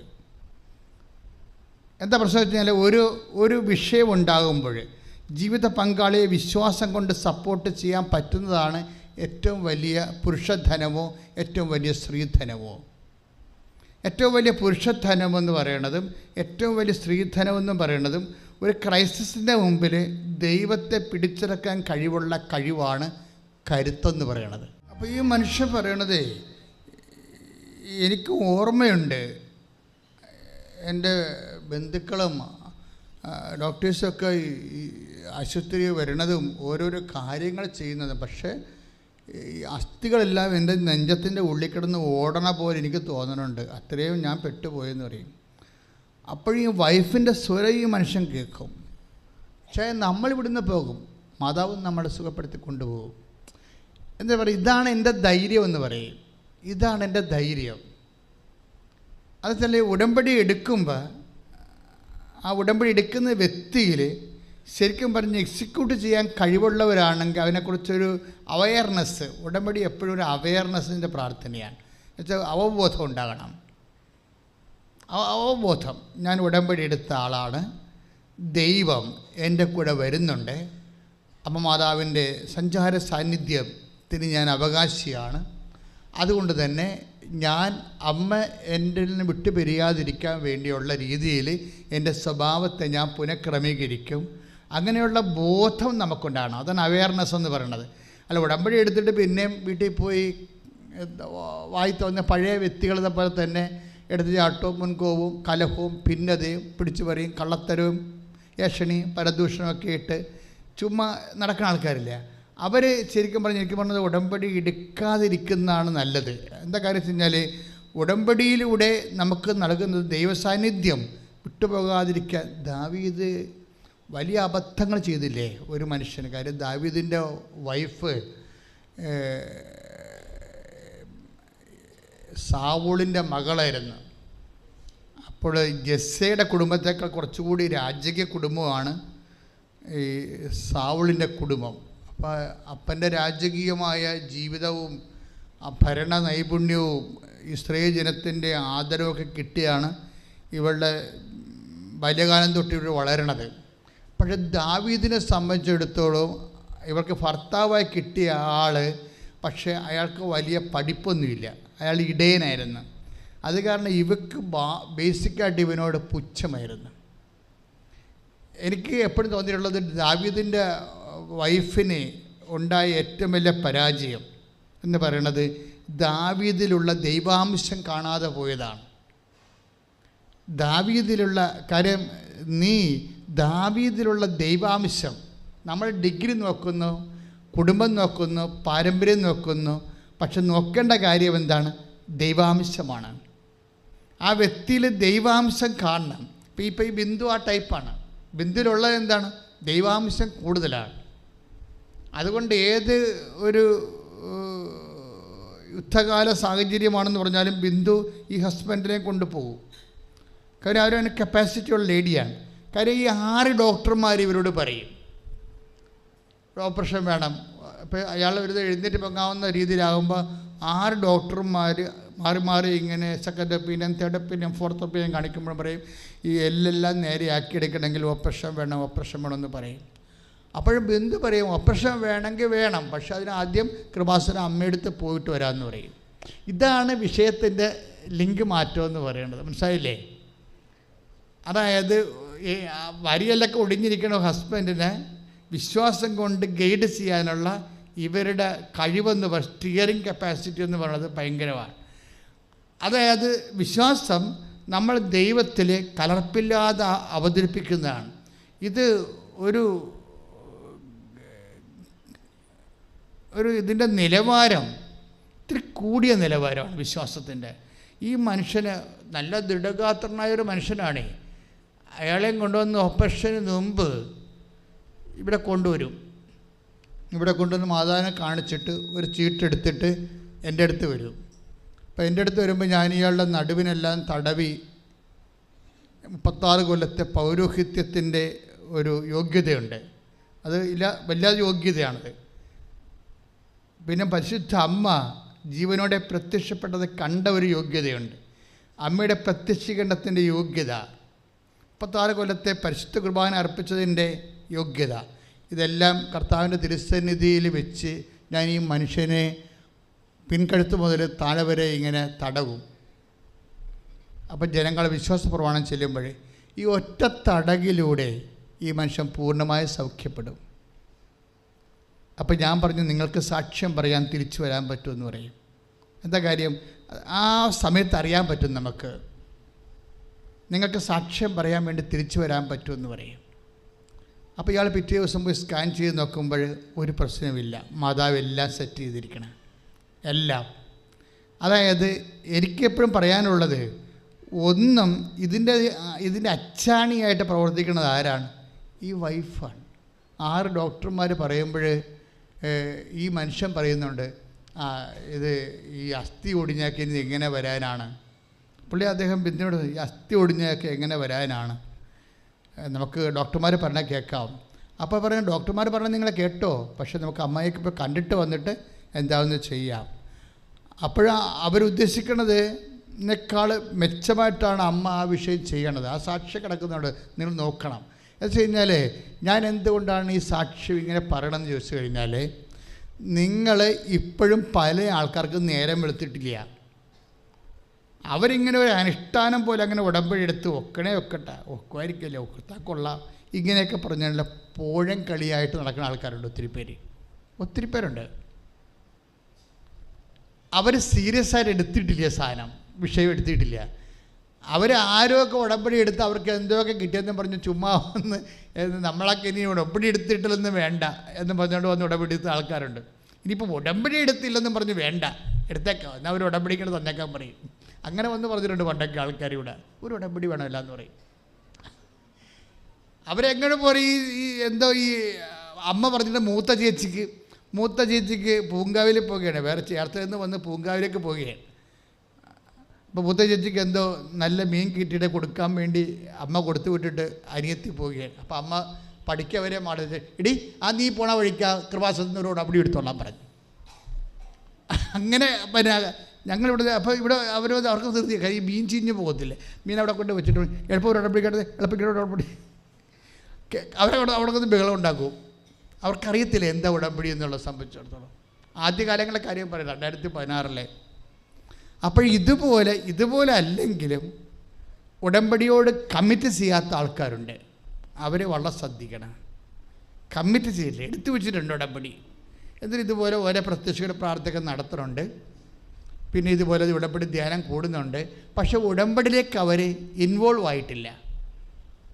അവർ സ്വയമായിട്ട് അതിൻ്റെ അകത്തേക്ക് മുഴുകിയിട്ടില്ല, ഉടമ്പടിയിൽ മുഴുകത്തില്ല. അവരിങ്ങനെ ഒരു ഫങ്ഷൻ പോലെ ഉടമ്പടി എടുത്താൽ ഇന്ന കാര്യങ്ങളൊക്കെ ചെയ്യണം, അതുപോലെ 10 കാര്യം പറയുമ്പോൾ 4 കാര്യം ചെയ്ത് അങ്ങനെ അഡ്ജസ്റ്റ്മെൻറ്റിൽ ദൈവമായിട്ടൊക്കെ ഒരു അഡ്ജസ്റ്റ്മെൻറ്റ് ചെയ്ത് പോകും. ഈ ആൾക്കാർക്ക് ഒരിക്കലും ഇവരാണ് ലാഗ് ചെയ്യിക്കണത്. ഉടമ്പടി ദാവീദിൻ്റെ ഉടമ്പടി സ്കൂൾ ഓഫ് ഡേവിഡാണ് ഇപ്പോൾ covenant and school of David. Covenant അതായത് ദാവീദിൻ്റെ ഉടമ്പടി വിദ്യാലയത്തിലാണ് ഇപ്പോൾ നമ്മൾ പഠിച്ചുകൊണ്ടിരിക്കുന്നത്. അതിന് നമ്മൾ പറയാൻ പോകുന്നത് 16 വായിച്ചവന്. എന്നാൽ കർത്താവ് സാമുവേലിനോട് കൽപ്പിച്ചു, അവന്റെ ആകാരവടിവോ ഉയരമോ നോക്കേണ്ട. ദാറ്റ് മീൻസ് ആരാണ് അഭിഷേകം ചെയ്യാൻ പോണത്? സാമുവേൽ പ്രവാചകൻ അഭിഷേകം ചെയ്യാൻ ജെസ്സിയുടെ വീട്ടിൽ വന്നിരിക്കുന്ന സംഭവമാണിത്. ജെസ്സിക്ക് എത്ര മക്കളുണ്ട്? 10-12 മക്കളുണ്ടല്ലേ. അതിൽ വില്ലന്മാരുണ്ട്, അതിനകത്ത് ബ്രിഗേഡിയർമാരുണ്ട്, പട്ടാള ജനറൽമാരുണ്ട്, മിടുക്കന്മാരുണ്ട്. പക്ഷേ ഇവരാരും അല്ല എന്നാണ് ആര് പറയണത്? പരിശുദ്ധാത്മാവ് സാമുവേലിനോട് പറഞ്ഞിരിക്കുന്നത്. അവസാനം ഒരു ഇടയബാലൻ വരും, അതാണ് ദാവീദ് വരുമ്പോൾ പരിശുദ്ധാത്മാവ് പറയുന്ന കാര്യങ്ങളാണ് ഈ പറയണത്. 16:7 വായിച്ചോളൂ. എന്നാൽ കർത്താവ് സാമുവേലിനോട് കൽപ്പിച്ചു. എന്നാൽ കർത്താവ് സാമുവേലിനോട് കൽപ്പിച്ചു. എന്താ കൽപ്പിച്ചത്? വായിച്ചോളൂ. അവന്റെ ആകാരവടിവോ ഉയരമോ നോക്കേണ്ട. അവന്റെ ആകാരവടിവോ ഉയരമോ നോക്കേണ്ട. പറഞ്ഞോളൂ. അവനെ ഞാൻ തിരസ്കരിച്ചതാണ്. മനുഷ്യൻ കാണുന്നതല്ല കർത്താവ് കാണുന്നത്. അതായത് ഇത് ദാവീദിന്റെ ജ്യേഷ്ഠന്മാരുടെ അടുത്ത് വരുമ്പോഴേ പരിശുദ്ധാത്മ പറയണതാണ്. ദാവീദിന്റെ ജ്യേഷ്ഠന്മാർ നല്ല 72 മസിൽസൊക്കെ ഉള്ള യുദ്ധവീരന്മാരായിരുന്നു. ജെസ്സി അവരെല്ലാം യുദ്ധം പഠിപ്പിച്ചപ്പോൾ ദാവീദിനെ യുദ്ധം പഠിപ്പിച്ചിട്ടില്ലായിരുന്നു. അതിൻ്റെ ഓരോ ചേട്ടന്മാരെ കൊണ്ടുവന്ന് നിർത്തുകയാണ്. ഇവനാണ് രാജാവ്, അടുത്ത രാജാവ്. അതുകൊണ്ട് അഭിഷേകം ചെയ്യാൻ വേണ്ടി കൊണ്ട് നിർത്തുമ്പോൾ ഇവരുടെ മെസ്സിലും ഉയരവും സ്വർണ്ണ നിറമുള്ള മുടിയും സാംസനെ പോലുള്ള രാക്ഷസ ശരീരമൊക്കെ കാണുമ്പോഴേ പരിശുദ്ധാത്മ പറയുന്ന വാക്കാണ്. എന്താണ്? അവൻ്റെ ആകാരവടിവോ ഉയരമോ നോക്കേണ്ട, അവന് ഞാൻ തിരസ്കരിച്ചതാണ്. മനുഷ്യൻ കാണുന്നതല്ല കർത്താവ് കാണുന്നത്. അവൻ്റെ ആകാരവടിവ് നോക്കണ്ട എന്ന് പറഞ്ഞു കഴിഞ്ഞാൽ ഉടമ്പടി ഭാഷയെ പറഞ്ഞാൽ എന്താണെന്നറിയാമോ? മെരിറ്റ് നോക്കണമെന്നതിൻ്റെ അർത്ഥം മനസ്സിലായില്ലേ? ഉടമ്പടി വർക്ക് ചെയ്യണത് 2 കേസിലാണ്, 2 ഫാക്റ്റിലാണ് വർക്ക് ചെയ്യുന്നത്. Not by merit but by grace. Merit, നിങ്ങൾ മെറിറ്റില്ലാത്ത കൊണ്ട് പേടിക്കരുതെന്നതിൻ്റെ അർത്ഥം. You got the point. മനസ്സിലായില്ലേ? നിങ്ങൾക്ക് ഒരു വിഷയത്തിന് മെറിറ്റ് ഇല്ലാത്തത് കൊണ്ട് നിങ്ങൾ പേടിക്കരുതെന്ന് പറയുന്ന പുസ്തകമാണ് ബൈബിൾ. അങ്ങനെ ദാവീദിനെ സാവൂൾ അഭിഷേകം ചെയ്യും. നമ്മളെപ്പോഴും ശ്രദ്ധിക്കുക, നമ്മൾ ഉടമ്പടിയിൽ എന്താ സംഭവിക്കണത്? 2 കക്ഷികൾ തമ്മിലാണ് ഉടമ്പടി ചെയ്യണത് അല്ലേ? നിങ്ങൾ ഒരു കക്ഷിയായിട്ട് മാറുകയാണ്. ഉടമ്പടി ചെയ്യുന്ന വ്യക്തി ഒരു കക്ഷി, പിന്നെ അടുത്ത കക്ഷി ആരാണ്? ദൈവമാണ്, ഈശോയാണ് കക്ഷി. അപ്പോൾ എപ്പോഴും നമ്മൾ ശ്രദ്ധിക്കേണ്ട ഒരു വിഷയം, നിങ്ങൾ ഉടമ്പടി ചെയ്യണത് ഇതൊരു പ്രെയർ അല്ല, ഇത് ബയലാറ്ററൽ എഗ്രിമെൻ്റാണ്, ഉഭയകക്ഷിയാണ്. ഉഭയകക്ഷി കരാറ്, സമ്മതമാണ്. അപ്പോൾ ദൈവം തൻ്റെ വാഗ്ദാനങ്ങൾ നിങ്ങൾക്ക് നൽകാൻ സമ്മതമാണെന്ന് പറയും. അപ്പം നിങ്ങളെന്ത് പറയും? കർത്താവിൻ്റെ വചനമനുസരിച്ച് ജീവിക്കാൻ ഞങ്ങൾക്ക് സമ്മതമാണെന്ന് പറയും. മനസ്സിലായില്ലേ? ഇതാണ് ഉടമ്പടി. ദൈവം തൻ്റെ വാഗ്ദാനങ്ങൾ നിങ്ങൾക്ക് നൽകാൻ സമ്മതമാണെന്ന് ദൈവം പറയും. അപ്പോൾ നിങ്ങളെന്ത് പറയും? ഞങ്ങൾ അങ്ങയുടെ വചനമനുസരിച്ച് ജീവിക്കാൻ ഞങ്ങൾക്ക് സമ്മതമാണെന്ന് പറയും. ഇതാണ് ഉടമ്പടി. അപ്പോൾ നിങ്ങളൊരു കക്ഷി, ദൈവം ഒരു കക്ഷി. ഇങ്ങനെ സമ്മതമായി കഴിയുമ്പോൾ ഇവിടെ വരുന്നൊരു വിഷയം, മറ്റു ഒരു ഉടമ്പടിക്കും ഇല്ലാത്തൊരു ആനുകൂല്യം മരിയൻ ഉടമ്പടിക്കുണ്ട്. സാവൂളിന് കിട്ടാഞ്ഞ ദാവീദിന് കിട്ടാതിരുന്ന ഒരു ആനുകൂല്യം എന്താണ്? ദ പ്രസൻസ് ഓഫ് മേരി, കർത്താവിൻ്റെ അമ്മയുടെ സാന്നിധ്യം. നിങ്ങൾ അവരുടെ മധ്യസ്ഥതയിലാണ് ഉടമ്പടി ചെയ്യണത്. മനസ്സിലായില്ലേ? ആരുടെ മധ്യസ്ഥതയിലാണ്? മാതാവിൻ്റെ മധ്യസ്ഥതയിലാണ്. മാതാവിൻ്റെ മധ്യസ്ഥയിൽ ഉടമ്പടി ചെയ്യുമ്പോൾ ഉണ്ടാകുന്ന വിഷയം എന്താണ്? അതായത് നിങ്ങളുടെ കയ്യിൽ നിന്ന് ഈ സംഭവം ഏതെങ്കിലും നിമിഷം മാനുഷികമായ ഒരു ചാബല്യം കൊണ്ട് തെന്നിപ്പോയാലും അമ്മ മധ്യസ്ഥ നിൽക്കുന്നിടത്തോളം കാലം നിങ്ങളുടെ വിഷയത്തിന് കോട്ടം ഉണ്ടാകത്തില്ല. അത് ഗ്യാരണ്ടീഡാണ്. പറഞ്ഞ മനസ്സിലായില്ലേ? ആ ഒരു ബോധം നമുക്കുണ്ടാവണം. ദാവീദിൻ്റെ ഉടമ്പടിക്ക് അമ്മ ഗ്യാരണ്ടി ഇല്ലായിരുന്നു. എബ്രഹാത്തിൻ്റെ ഉടമ്പടിക്ക് അമ്മ ഗ്യാരണ്ടി ഇല്ലായിരുന്നു. മോസസിൻ്റെ ഉടമ്പടിക്ക് അമ്മ ഗ്യാരണ്ടി ഇല്ലായിരുന്നു. അത് കാരണം കുറേ കുഴപ്പങ്ങൾ ആ ഉടമ്പടിക്ക് സംഭവിച്ചു. എബ്രാഹത്തിന് 25 കൊല്ലം കാത്തിരിക്കേണ്ടി വന്നു. സമയത്ത് സ്വാധീനിക്കുന്ന കണ്ടന്റ് അതിനകത്തില്ലായിരുന്നു. എബ്രാഹത്തിനോട് ഉടമ്പടി ചെയ്തിട്ട് 25 കൊല്ലം കഴിഞ്ഞല്ലേ കുഞ്ഞ് ജനിച്ചത്, ഇല്ലേ? മരിയൻ ഉടമ്പടി എടുക്കുമ്പോൾ ഈ 24 വയസ്സുള്ള വർഷങ്ങളായിട്ട് മക്കളില്ലാത്ത ആൾക്കാർക്ക് എങ്ങനെയാണ് ആ മാസം തന്നെ ഒരു പ്രഗ്നൻ്റ് ആകണത്? ടൈമിൻ്റെ കണ്ടൻറ്റാണ് സംഭവം. അതുകൊണ്ടാണ് ഞാൻ പറയുന്നത്, എൻ്റെ മക്കൾ ഇത് വെറുതെ ചുമ്മാ ഒരു അനുഷ്ഠാനക്രിയ പോലെ എടുക്കരുത്. ഇന്ന് നമുക്ക് ലഭ്യമായ ഏറ്റവും വലിയ ദൈവിക ഇടപെടലിൻ്റെ ഒരു സുവിശേഷ രക്ഷാകര സംവിധാനമാണിത്. അപ്പോൾ അത് വളരെ ഇതിനെക്കുറിച്ച് കുറച്ച് പഠിക്കണം. എപ്പോഴും ഉടമ്പടി ധ്യാനം പഴയതൊക്കെ നോക്കി കൂടിക്കൊണ്ടിരിക്കണം. കാരണം ഓരോ കാലത്ത് ദൈവം ഓരോ കാര്യമല്ല അപ്ഡേഷൻ ചെയ്യണത്. അപ്പോഴേ എൻ്റെ സഹോദരങ്ങളെ ശ്രദ്ധിക്കേണ്ട കാര്യം, അതായത് ഇങ്ങനെ സംഭവിച്ചാൽ, ഉടമ്പടി ചെയ്താൽ എന്താണ് ആ ഉടമ്പടിയുടെ ആ ദിവസം മുതൽ എന്താ സംഭവിക്കണത്? അതായത് ഇപ്പം നോക്ക്, അത് ശ്രുതികട്ടെ മക്കളെ, യേശുവേ സ്തോത്രം. 1 സാമുവേൽ 16:13. 1 സാമുവേൽ 16:13 വായിച്ചോളൂ, ശ്രദ്ധിക്കട്ടെ. അന്നു മുതൽ കർത്താവിന്റെ ആത്മാവ് ദാവീദിന്റെ മേൽ ശക്തമായി ആവസിച്ചു. ഒന്ന് പറഞ്ഞേ, അന്ന് മുതൽ. 1 സാമുവേൽ 16:13. അന്ന് മുതൽ കർത്താവിന്റെ ആത്മാവ് ശക്തമായി ദാവീദിൽ ആവസിച്ചു. അപ്പൊ ഇതൊരു പ്രധാന ഉടമ്പടി ചെയ്യുമ്പോൾ എന്താ സംഭവിക്കണത്? അഭിഷിക്തരായി കഴിയുമ്പോൾ എന്താ സംഭവിക്കണത്? കർത്താവിൻ്റെ ആത്മാവ് നമ്മളിൽ ആവസിച്ചു എന്നല്ല ബൈബിൾ പറയണത്. പിന്നെന്താണ്? ശക്തമായി ആവസിച്ചു, അല്ലേ? ശക്തമായി ആവസിച്ചു. അപ്പോൾ ശരിക്കും പറഞ്ഞാൽ നല്ല വിശ്വാസിയാണെങ്കിൽ ആത്മാവിൻ്റെ ആവസിപ്പ് എപ്പോഴും ഉണ്ടാവും. പക്ഷേ അതേസമയം തന്നെ ഇപ്പം വിശുദ്ധിയുള്ള വിശ്വാസിയാണെങ്കിൽ കർത്താവിൻ്റെ ആത്മാവിൻ്റെ ആവസിപ്പ് ഉണ്ടാവും. പക്ഷേ ഒരു പർട്ടിക്കുലർ ഈവൻറ്റിന് വേണ്ടി നമ്മൾ പ്രത്യേക ശക്തീകരണം നടത്താൻ വേണ്ടിയാണ് ഉടമ്പടി നമ്മൾ ചെയ്യണത്. അപ്പോഴെന്നാ പറയണത്? ശക്തമായി ആവസിക്കും.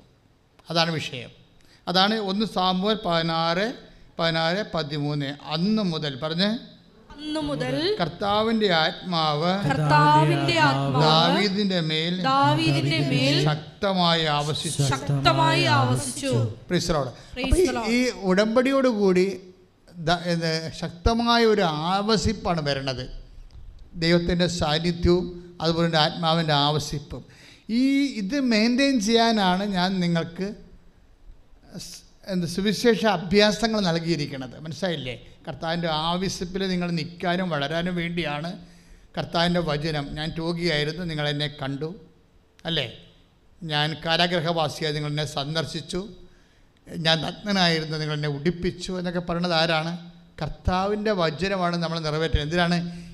നമുക്ക് ലഭിച്ച ദൈവ സാന്നിധ്യം നഷ്ടപ്പെട്ടു പോകരുത്. അതിനെ ഊതിക്കത്തിച്ചുകൊണ്ടേ ഇരിക്കണം. പക്ഷേ അത് ഊതിക്കത്തിച്ചുകൊണ്ടേ ഇരിക്കണം. കാരണം ദൈവകൃപകളുടെ എല്ലാത്തിൻ്റെ ഒരു പ്രശ്നമാണ് ഊതിക്കത്തിക്കൽ. 1 തിമോത്തി 2:6 ഈ ഊതിക്കത്തിക്കലിനെ കുറിച്ച് പറയുന്നുണ്ട്. ഒന്ന് ശ്രദ്ധിക്കട്ടെ. ഹല്ലേലൂയ.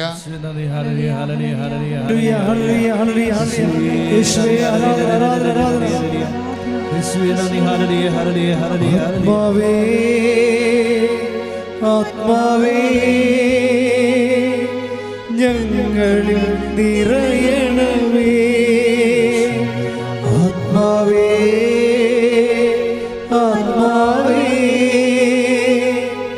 ഞങ്ങളിൽ നിറയണമേ.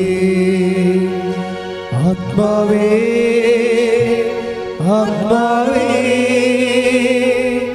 ഞങ്ങളിൽ നിറയണമേ. ആത്മാവേ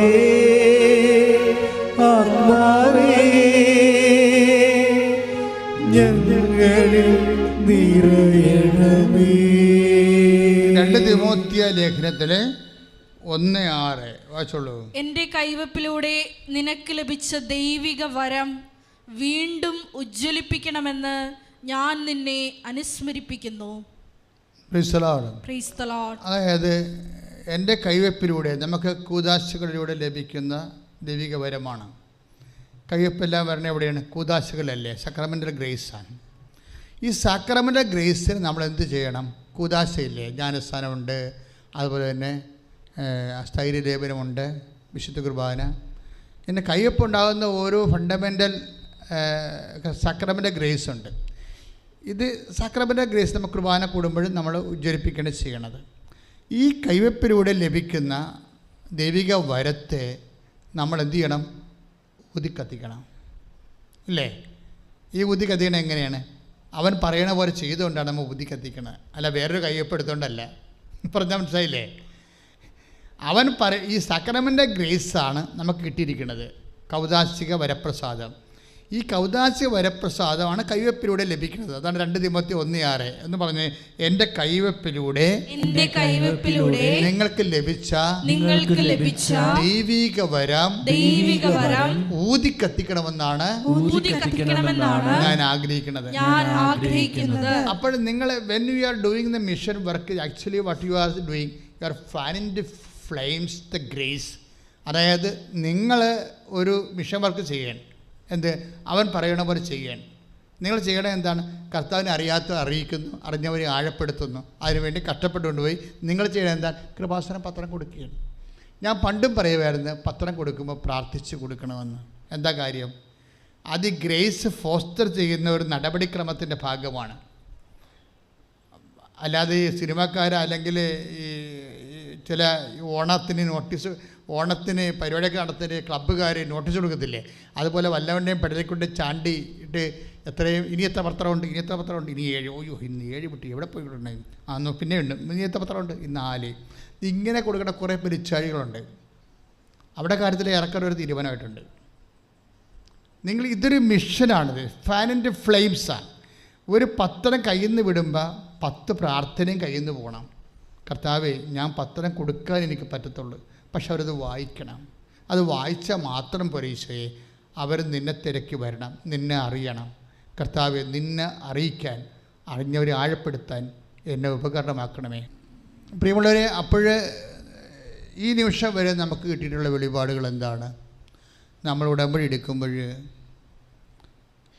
നമുക്ക് ലഭിച്ച ദൈവസാന്നിധ്യത്തെക്കുറിച്ചുള്ള വാഗ്ദാനം നമ്മൾ ഫാൻ ആൻഡ് ഫ്ലെയിംസ് ഊതിക്കത്തിക്കുകയാണ് ചെയ്യണത്.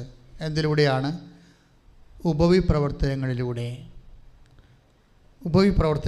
ഉടമ്പടി എപ്പോഴും നമ്മൾ ശ്രദ്ധിക്കണം. അതൊരിക്കലും ഒരു കേവല പ്രാർത്ഥന കൊണ്ട് അത് വർക്ക് ചെയ്യത്തില്ല.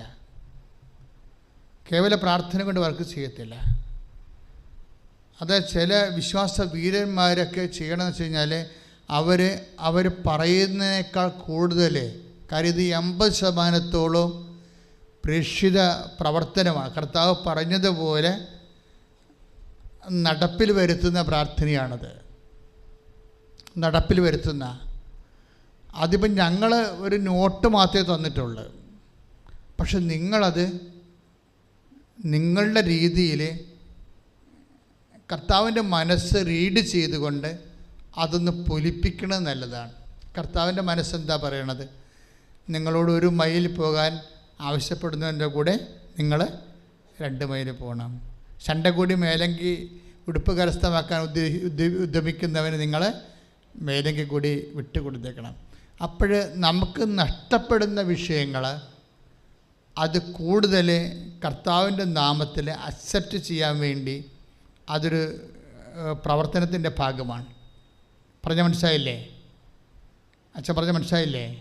അതായത് നമ്മൾക്ക് ഇപ്പോൾ നമ്മൾ അങ്ങോട്ട് കുറേ വസ്ത്രം കൊടുക്കുക, രോഗികളെ പോയി കാണുക, അവരെ സഹായിക്കുക, അവരെ കുളിപ്പിക്കുക, പ്രായമുള്ളവരെ കുളിപ്പിക്കുക. ഇപ്പോൾ മണമൊക്കെ വിളിച്ചിരിക്കില്ലേ? ഇപ്പോൾ നമ്മൾ ചില സമയത്തൊക്കെ ഞങ്ങൾ കുർബാനയൊക്കെ കൊടുക്കാൻ വേണ്ടി വീടുകളിലൊക്കെ വരുമ്പോഴേ അവിടെ അപ്പോൾ ഒരു ആണ്ടായിട്ട് കുളിക്കാത്തവരെ കണ്ടിട്ടുണ്ട്. ഒരു ആണ്ടായിട്ട് അവരുടെ വീടൊക്കെ ഭയങ്കര ഭംഗിയായിരിക്കും, സൂപ്പറായിരിക്കും.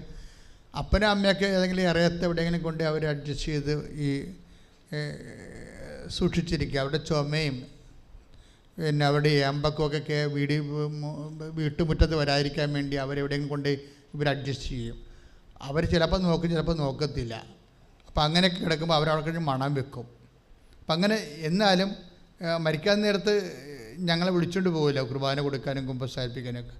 അപ്പോഴൊക്കെ വാ പൊളിപ്പിക്കാൻ പോലും പറ്റത്തില്ല.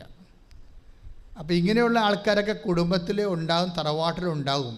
ഒന്നാമത് ഇപ്പം ആളൊക്കെ കുറവല്ലേ, പണ്ടത്തെ പോലെ ആളൊന്നുമില്ലല്ലോ. ഉള്ള കുഞ്ഞുങ്ങൾ മക്കൾ ക്ലാസ്സിൽ പോവും, ചിലപ്പോൾ ഒരാളായിരിക്കും. അപ്പം അങ്ങനെ വരുമ്പോഴേ ഇത് നമ്മളുടെയൊക്കെ ആവശ്യപ്പെടുന്ന സംഭവങ്ങൾ അതിനേക്കാൾ കൂടുതൽ ചെയ്യാൻ നിങ്ങൾക്ക് മാനസികമായ ഒരു ഒരുക്കം വേണം. ഉടമ്പടി എപ്പോഴും മാനസിക ഒരുക്കത്തിലാണ് നിൽക്കുന്നത്. അപ്പം നിങ്ങളുടെ ആവശ്യപ്പെടുന്നതിനേക്കാൾ കൂടുതൽ കാര്യങ്ങൾ അഭിഷേകം കിട്ടിയാൽ നമുക്ക് ചെയ്യാൻ പറ്റും. ഉടമ്പടി അങ്ങനെ ഒരു വിഷയം ലക്ഷ്യം വെക്കുന്നുണ്ട്. കാര്യം നിങ്ങൾക്കിന്ന് ചെയ്യത്തില്ല, അറപ്പാണ്, നിങ്ങൾക്കിന്ന് ആരോഗ്യമില്ല, പറ്റത്തില്ല എന്നൊക്കെ പറഞ്ഞ കാര്യങ്ങൾ നിങ്ങൾ ദൈവതിരുസന്നിധി സമർപ്പിച്ച് കഴിയുമ്പോൾ നിങ്ങൾക്കിത് ചെയ്യാനുള്ള പ്രത്യേക കരുത്ത്, പ്രത്യേക ധൈര്യം, പ്രത്യേക അഭിഷേകം, പ്രത്യേക അഭിവാഞ്ചയൊക്കെ തരും ദൈവങ്ങൾക്ക്. ഈ മനസ്സ് മാറ്റമെന്ന് പറയണത് ചെയ്യാൻ പറ്റാഞ്ഞിട്ടല്ല, മനസ്സാണ് പ്രോബ്ലം. അവിടെ മനസ്സാണ്. ചിലപ്പോൾ ഈ കിടക്കുന്ന രോഗി നിങ്ങളെ പണ്ട് പാര വെച്ച പാർട്ടിയായിരിക്കും. അവിടെ മക്കളുമായിട്ട് ഒത്തുകൊണ്ട് നിങ്ങളുടെ ശരിക്കും നല്ല പണി ചെയ്തിട്ടുള്ള ആൾക്കാരായിരിക്കും. ചിലപ്പോൾ നിങ്ങളെ ഒറ്റപ്പെടുത്തുക ചെയ്തിട്ടുള്ളൂ. അപ്പം നിങ്ങൾക്ക് അതിൻ്റെ വെറുപ്പും കാര്യങ്ങളൊക്കെ ഉണ്ടാവും. നാത്തൂനോടായാലും അമ്മായിയപ്പനോടായാലും മരുമകളോടായാലും ആരോടായാലും നിങ്ങൾക്ക് ഈ വെറുപ്പും കാര്യങ്ങളൊക്കെ ഉണ്ടാവും. ഈ ആൾക്കാരെ സഹായിക്കുക എന്ന് പറയുമ്പോൾ നമുക്ക് ഇത്തിരി ചില സമയത്ത് ഇത്തിരി പാടായിരിക്കും. പക്ഷെ നമ്മൾ ഒരു 2 കിലോമീറ്റർ പോയി ഒരു ആശുപത്രിയിൽ പോയി രോഗിയെ കാണുന്നതിനേക്കാളും ആ സമയത്ത് ഈ ആളെ കുളിപ്പിക്കാൻ പറ്റിയ സംവിധാനം ഉണ്ടാക്കുന്നതായിരിക്കും എപ്പോഴും നല്ലത്. കുളിപ്പിക്കാൻ പറ്റിയ സംവിധാനം. പക്ഷെ അത് നമുക്ക് ചെയ്യാൻ പറ്റത്തില്ല. ചിലർ പറയുന്നത് എനിക്ക് പറ്റത്തില്ല. എനിക്ക് ശരിക്കും പറഞ്ഞാൽ എനിക്കും ഉള്ളൊരു കുഴപ്പമാണ്.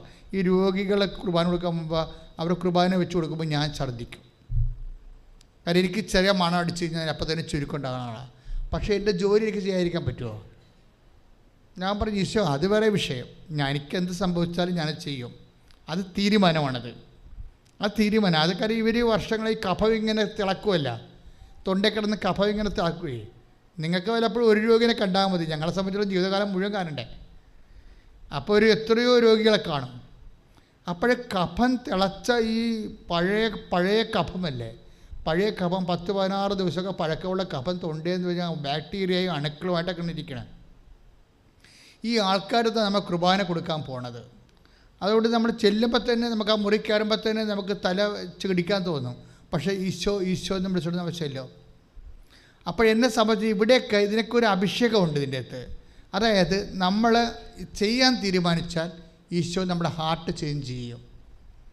ബൈബിളെല്ലാം എല്ലാം ചേഞ്ച് ചെയ്യണതാണ്. ഈ ഉടമ്പടിയുടെ ഒരു രീതി എന്ന് പറഞ്ഞാൽ എല്ലാം ചേഞ്ച് ചെയ്യും, എല്ലാ വിഷയവും ചേഞ്ച് ചെയ്യും. അതായത് സ്ഥലം മാറും, അതുപോലെ തന്നെ സിറ്റുവേഷൻസ് മാറ്റിത്തരും, പിന്നെ സമയം മാറ്റിത്തരും, പിന്നെ വേണമെങ്കിൽ ഹൃദയവും മാറ്റിത്തരും. ഈ ഉടമ്പടിയുടെ ഒരു രീതി അതാണ്. ദൈവമായിട്ട് നിങ്ങൾ ഇടപെട്ടാൽ ഇപ്പോൾ എന്താ പറയണത്? ഇപ്പോൾ എസെക്കിയലില്ലേ, എസെക്കിയൽ ലേഖനം 36:26 വായിച്ചേ. പുതിയ ഹൃദയം നിങ്ങൾക്ക് ഞാൻ നൽകും, ഒരു പുതു ചൈതന്യം നിങ്ങളിൽ ഞാൻ നിക്ഷേപിക്കും. ഈ ശിലാഹൃദയം, എസെക്കിയൽ പറയുന്ന ശിലാഹൃദയമില്ലേ, it is not a rocky heart. എനിക്ക് പരമായി തോന്നിയിട്ടുള്ളത് ഇറ്റ് ഈസ് കണ്ടീഷൻഡ് ഹാർട്ട്. എന്ന് വെച്ച് കഴിഞ്ഞാൽ നമുക്ക് കല്ല് വെച്ച ഹൃദയം എന്ന് പറയുകയല്ലേ, കല്ല് വെച്ച ഹൃദയത്തെക്കാൾ ഒരു കണ്ടീഷൻഡ് ആയിട്ടുള്ള ഹൃദയം. ചില ആൾക്കാരുടെ ഹൃദയം ചില വിഷയങ്ങളോട് കണ്ടീഷൻഡ് ആയിട്ടുള്ള, അവർ അതിൻ്റെ അപ്പുറത്തൊന്നും ചെയ്യത്തില്ല. അവർ മുൻവിധിയോടുകൂടി അങ്ങനെ ചെയ്യത്തുള്ളൂ. അപ്പം അതുകൊണ്ട് അങ്ങനെ ഈ അവസ്ഥാന്തരപ്പെട്ടു പോയിട്ടുള്ള അവസ്ഥയുണ്ടാവും. ഇതൊരു conditioned heart. It is equal to rocky heart. അതായത് അവസ്ഥാന്തരപ്പെട്ടു പോയ, അതായത് ചില ആൾക്കാർക്ക് എന്താണ് മനുഷ്യൻ്റെ ഏറ്റവും വലിയ ആധ്യാത്മിക വിജയത്തിൻ്റെ, ആധ്യാത്മിക പരാജയത്തിൻ്റെ, ദൈവാഭിമുഖ്യ പരാജയം എന്താണെന്ന് ചോദിച്ചാൽ അത് കണ്ടീഷൻഡ് ഹാർട്ടാണ്. കണ്ടീഷൻഡ് ഹാർട്ട് എന്ന് വെച്ചാൽ അവസ്ഥപ്പെട്ടു പോയ, ഇപ്പം കോൺക്രീറ്റ് എന്നൊക്കെ പറയല്ലേ, കോൺക്രീറ്റ് ആയിക്കഴിഞ്ഞാൽ പിന്നെ ഉറച്ചുപോയ ഹൃദയം. ഇപ്പം ചില കാര്യത്തെക്കുറിച്ച് നിങ്ങൾക്ക് മുൻവിധിയോട് കൂടി ഉറച്ചുപോയ ഹൃദയം ഉണ്ടാകും. അത് ശരിയാകല്ലേ, എന്നെക്കൊണ്ട് പറ്റത്തില്ല. അത് എനിക്ക് ശരിയാകത്തില്ല. ഈ കണ്ടീഷൻ്റെ സ്വഭാവം എല്ലാത്തിലും ഉണ്ട്. ഭക്ഷണത്തിലുണ്ട്, രുചിഭേദങ്ങളിലുണ്ട്, വസ്ത്രങ്ങളിലുണ്ട്. അതിട്ടാൽ എനിക്ക് ശരിയാകത്തില്ല. അതാണ് കണ്ടീഷൻ എന്ന് പറയുന്നത്. അതിട്ടാൽ ശരിയാകത്തില്ല, എൻ്റെ കോൺഫിഡൻസ് പോകും. ആ ചെരുപ്പിട്ടാൽ എൻ്റെ കോൺഫിഡൻസ് പോകുമെന്ന് പറയത്തില്ലേ. അപ്പം ചില ആൾക്കാരെ സംബന്ധിച്ചിടത്തോളം ഇപ്പോൾ പൊട്ട് കുത്തണ സ്വഭാവമുള്ള ആൾക്കാരുണ്ട്. അതിൽ അവർക്ക് പൊട്ടില്ലാതെ വന്നാൽ അവർക്ക് തുണി ഉടുക്കാത്ത പോലെ തോന്നും അവർക്ക്. അല്ലാതെ അതാണ് ഞങ്ങൾക്ക് നിങ്ങൾക്ക് മനസ്സിലാകുന്ന ഭാഷയിലേക്ക് ഞാൻ കൊണ്ടുവരികയാണ് ഈ സംഭവം. മനസ്സിലായില്ലേ? അപ്പം നിങ്ങൾക്ക് മനസ്സിലാകുന്ന ഭാഷയിലേക്ക് കൊണ്ടുവരികയാണ്. മനസ്സിലായില്ലേ? ഒരു ചെറിയ പൊട്ട് കുത്തണ സ്വഭാവം ഉണ്ട് പണ്ട് പോലെ. അന്ന് ആ സമയത്ത് തിരക്കത്തിൽ ആ സംഭവം ഡെപ്പി കണ്ടില്ലെന്നുണ്ടെങ്കിൽ നിങ്ങൾ അവസാനം വരെ ആ യാത്ര തീർന്ന് തിരിച്ചു വരുമ്പോഴും എന്തോ കുഴപ്പമുണ്ടല്ലോ എന്ന് പറഞ്ഞുകൊണ്ടിരിക്കുമോ. അതാണ് കണ്ടീഷൻ ഹാർട്ട് എന്ന് പറയുന്നത്. ഇതുപോലെ നമ്മുടെ ഈ മേഖലകൾ ഉടമ്പടിയുടെ പരിഗണന വരുന്ന ഒരു സബ്ജക്റ്റാണിത്. അതായത് നമ്മളുടെ പരാജയങ്ങളുടെ എല്ലാം ഒരു പരിധിവരെ കാരണം ഈ കണ്ടീഷൻ്റെ ഹാർട്ടാണ്. അവസ്ഥാന്തരപ്പെട്ടു പോയ മാനസിക അവസ്ഥകൾ, എനിക്കത് പറ്റത്തില്ല എന്ന് തോന്നുന്നത്, എനിക്കത് പറ്റത്തില്ല. ബിബിൻ്റെ സാക്ഷ്യം കഴിഞ്ഞ ആഴ്ച ഞാൻ പറഞ്ഞില്ലേ, അവൻ ഉടമ്പടി എടുക്കുന്നവരെ അവൻ ചിന്തിച്ചുകൊണ്ടിരുന്നത് എന്താണ്? എനിക്ക് അരിയർ എഴുതാൻ പറ്റത്തില്ല, 22-24 അരിയർ ഞാൻ എങ്ങനെ എഴുതും? ബിടെക്കിൻ്റെ 24 പേപ്പറുണ്ടേ, കുടിശ്ശിക എഴുതി കിട്ടിയിട്ടില്ല. ഇപ്പോൾ 1-2 സബ്ജക്റ്റ് മാറിയിട്ടുണ്ട്. അപ്പോൾ അവൻ്റെ മനസ്സിലിരിക്കണതാണ്, ഞാൻ എഴുതിയ നല്ലപ്പോൾ എഴുതിയിട്ട് കിട്ടിയില്ല, ഇപ്പോൾ ടച്ച് വിട്ട് പോയില്ലേ, എൻ്റെ ടച്ച് വിട്ട് പോയില്ല. അപ്പോൾ എൻ്റെ ടച്ച് വിട്ട് പോയി, ഇംഗ്ലീഷിന് ടച്ച് വിട്ട് പോയി, എൻ്റെ സ്പീക്കിങ്ങിന് ടച്ച് വിട്ട് പോയി, റൈറ്റിങ്ങിന് ടച്ച് വിട്ട് പോയി, വായിക്കാനോ ടച്ച് വിട്ട് പോയി. അപ്പോൾ ഈ ടച്ച് വിട്ട് പോയെന്ന് പറഞ്ഞാണ് കുഴപ്പം മുഴുവനും. ഈ മേഖലയാണ് ശിലാഹൃദയം എന്ന് പറയുന്നത്. നിങ്ങളുടെ വിജയത്തിന് വേണ്ടി നിങ്ങളുടെ ടച്ച് വിട്ട് പോയെന്ന് പറഞ്ഞിട്ട് നിങ്ങൾ എഴുതാണ്ടിരിക്കണതും അവസാനിപ്പിക്കണതും. ഇനിയിപ്പോൾ കെട്ടിയാൽ ശരിയാകത്തില്ല എന്ന് പറയുന്ന ആൾക്കാരുണ്ട്. ഇനിയിപ്പോൾ കെട്ടിയാൽ ശരിയാകത്തില്ല, ഇപ്പോൾ 37 വയസ്സായില്ലേ, എന്നാത്തിന് കെട്ടാനാണ് എന്നൊക്കെ ചോദിച്ചിട്ട് കണ്ടീഷനിലായി പോകണം. അതുകൊണ്ടാണ് ബൈബിൾ പറയണത്, ഏതവസ്ഥയിലും ഉടമ്പടിക്ക് നിന്നെ സംരക്ഷിക്കാൻ പറ്റും, നിൻ്റെ മനസ്സ്. അതാണ് പറയണത്, നിൻ്റെ ഹൃദയത്തിൽ നിന്ന്. 36-26 വായിച്ച്. നിങ്ങളുടെ ശരീരത്തിൽ നിന്ന് എന്ന് പറഞ്ഞാൽ നിങ്ങളുടെ ശരീരത്തിൽ നിന്ന് ശിലാഹൃദയം എടുത്തു മാറ്റി മാംസളഹൃദയം നൽകും. ഇപ്പൊ ചില ആൾക്കാർ പറയും, എൻ്റെ അച്ഛൻ ഞാൻ 12 കച്ചവടം ചെയ്ത് 12 കൊത്തുപാള എടുത്ത് ഇനി ഞാൻ കച്ചവടമൊന്നും പറഞ്ഞ് വരത്തില്ലെന്ന് പറയും. അതാണ് ടച്ച് വിട്ട് ഹൃദയം ശിലാഹൃദയമായിപ്പോയി. പരാജയപ്പെട്ട് ശിലാഹൃദയമായതാണ്. ഇനി പറ്റത്തില്ലെന്ന് പറയണില്ലേ? ഇതുപോലെയാണ് എല്ലാ കാര്യങ്ങളും. ചില ആൾക്കാർ ഗവൺമെൻറ് ടെസ്റ്റൊക്കെ അവസാനിപ്പിച്ചല്ല, കുറേ എഴുതി തോറ്റ്, ഇനി കിട്ടാനാണ്.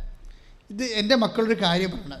അതായത് എപ്പോഴും ശ്രദ്ധിക്കേണ്ട കാര്യം, ഇങ്ങനെ ഓരോരോ കാര്യത്തിൽ പരാജയങ്ങൾ വാങ്ങിച്ച് നമ്മുടെ ആത്മവിശ്വാസം പോയി നമ്മളിങ്ങനെ ടച്ച് വിട്ട് പോയിട്ട് നമ്മൾ ഇൻട്രോവേർട്ടായി പോകും. അവസാനം ഈ വിഷയമാണ് നിന്നെ ദൈവം വന്ന് വിളിക്കണത് ഉടമ്പടിയിലൂടെ.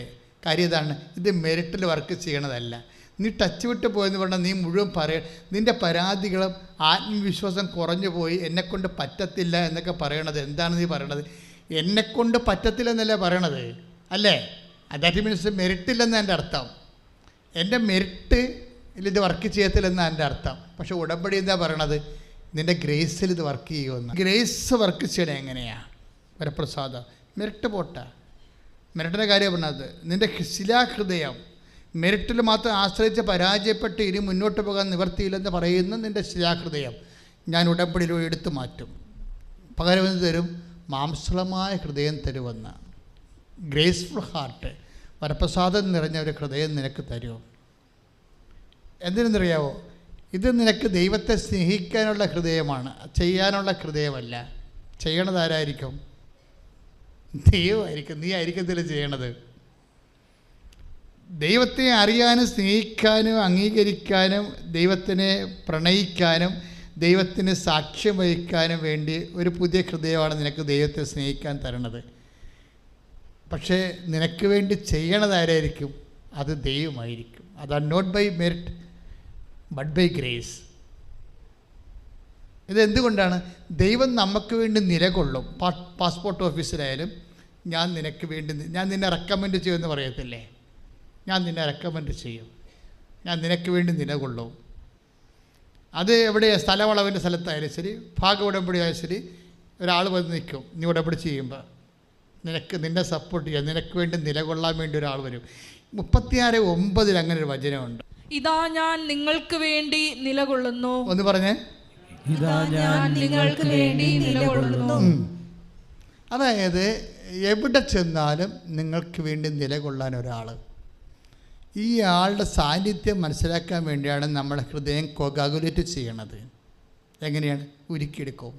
എപ്പോഴും നിങ്ങൾ ദൈവത്തോട് പറയണം, ഈശോയെ എൻ്റെ ഹൃദയത്തെ നിൻ്റെ ഹൃദയം, നിൻ്റെ സ്നേഹം അനുഭവിക്കാൻ പറ്റുന്ന രീതിയിൽ തരളിതമാക്കാൻ പ്രാർത്ഥിക്കണം. പതുക്കെ അങ്ങനെ ദൈവത്തിന് പ്രാധാന്യം കൊടുത്ത്, വളരെ നിങ്ങളെപ്പോഴും എൻ്റെ IELTS ജയിപ്പിക്കണേ, വസ്തു വിൽക്കണേ, പെണ്ണ് കെട്ടിക്കണേ എന്നൊക്കെ പറഞ്ഞുകൊണ്ട് ഈ അലപരാധി ക്രിസ്ത്യാനികൾ എപ്പോഴും പറഞ്ഞ് ആകുലപ്പെട്ടിക്കണ പോലെ ചെയ്യരുത്. We must give more importance and primary chance to Jesus. നമ്മൾ ദൈവത്തിന് ഒന്നാം സ്ഥാനം കൊടുത്തുകൊണ്ട് ചിന്തിക്കണം. ബാക്കിയെല്ലാം ഇങ്ങനെ ചേർത്ത് നൽകുന്ന കാര്യങ്ങളല്ലേ. പലപ്പോഴും എനിക്ക് നിങ്ങളുടെ ആധ്യാത്മിക വളർച്ചയിൽ ഒരു ചെറിയ ഒരു പിന്നെപ്പോക്ക് വരണത്. അതായത് അതിൻ്റെ കാരണം you are more conscious about your material demands.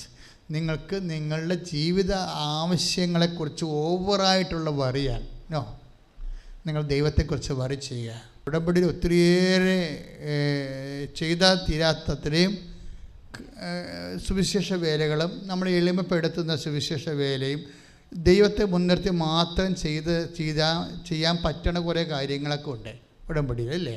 നമ്മൾ ചെയ്യേണ്ടത് എന്തുകൊണ്ടാണ് അച്ഛൻ why I am giving more importance to this kind of missionary works?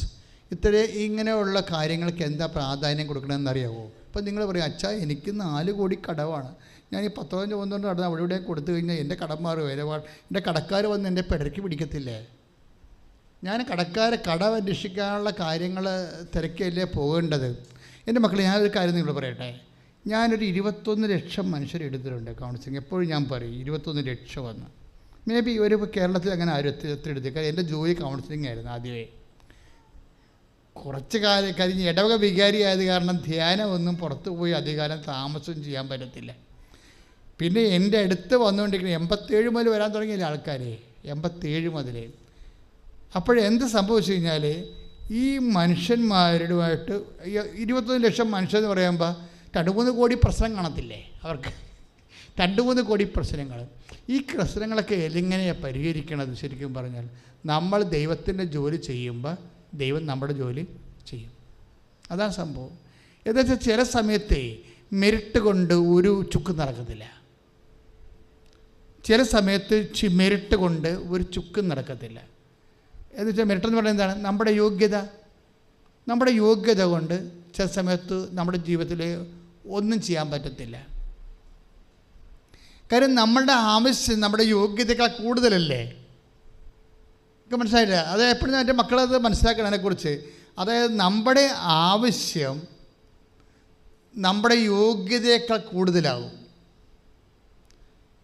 അപ്പം അതുകൊണ്ട് നമ്മുടെ ആവശ്യം നമ്മുടെ യോഗ്യതകൾ കൂടുതലായത് കാരണം ചില കാര്യങ്ങൾ മെരിട്ട് കൊണ്ട് നടക്കത്തില്ല.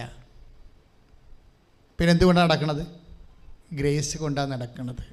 അതായത് നിങ്ങളുടെ വിഷയം സങ്കീർണമാണെങ്കിൽ അത് മെരിറ്റിൽ നടക്കാത്തൊരു കാര്യമാണ്. മനസ്സിലായ? അത് ഗ്രേസിലേ നടക്കത്തുള്ളൂ. ഇത് ഞാൻ വളരെ എളിമയോടെ പറയുകയാണ്, ഇതൊന്ന് മനസ്സിലാക്കണം. നിങ്ങളുടെ വിഷയം സങ്കീർണമാണെന്ന് വിചാരിച്ചു. ഇപ്പം നിൻ്റെ ഹസ്ബൻഡ് ഒരു സ്ത്രീയുമായിട്ട് ജീവിക്കുക, അതിൽ കുഞ്ഞുണ്ട്, അതിൽ 2 കുഞ്ഞ് നിങ്ങൾക്കും ഉണ്ട്. അപ്പോൾ വിഷയം നിസ്സാരമല്ലല്ലോ, സങ്കീർണമല്ലേ? ഇല്ലേ? ഇത് നമുക്ക് മെറിറ്റ് കൊണ്ട് ചെയ്യണത് കോടതി പോവുകയൊക്കെ ചെയ്യാൻ പറ്റും. കോടതി പോവുകയോ വരികയൊക്കെ ചെയ്യാൻ പറ്റും. നമ്മുടെ കാശും പോവും, അവരുടെ കാശും പോവും. കുറച്ച് കഴിയുമ്പോൾ എന്തെങ്കിലുമൊക്കെ ഒരു തീരുമാനം എടുക്കും. ഇത് മെറിറ്റിലാണത് ചെയ്യണത്.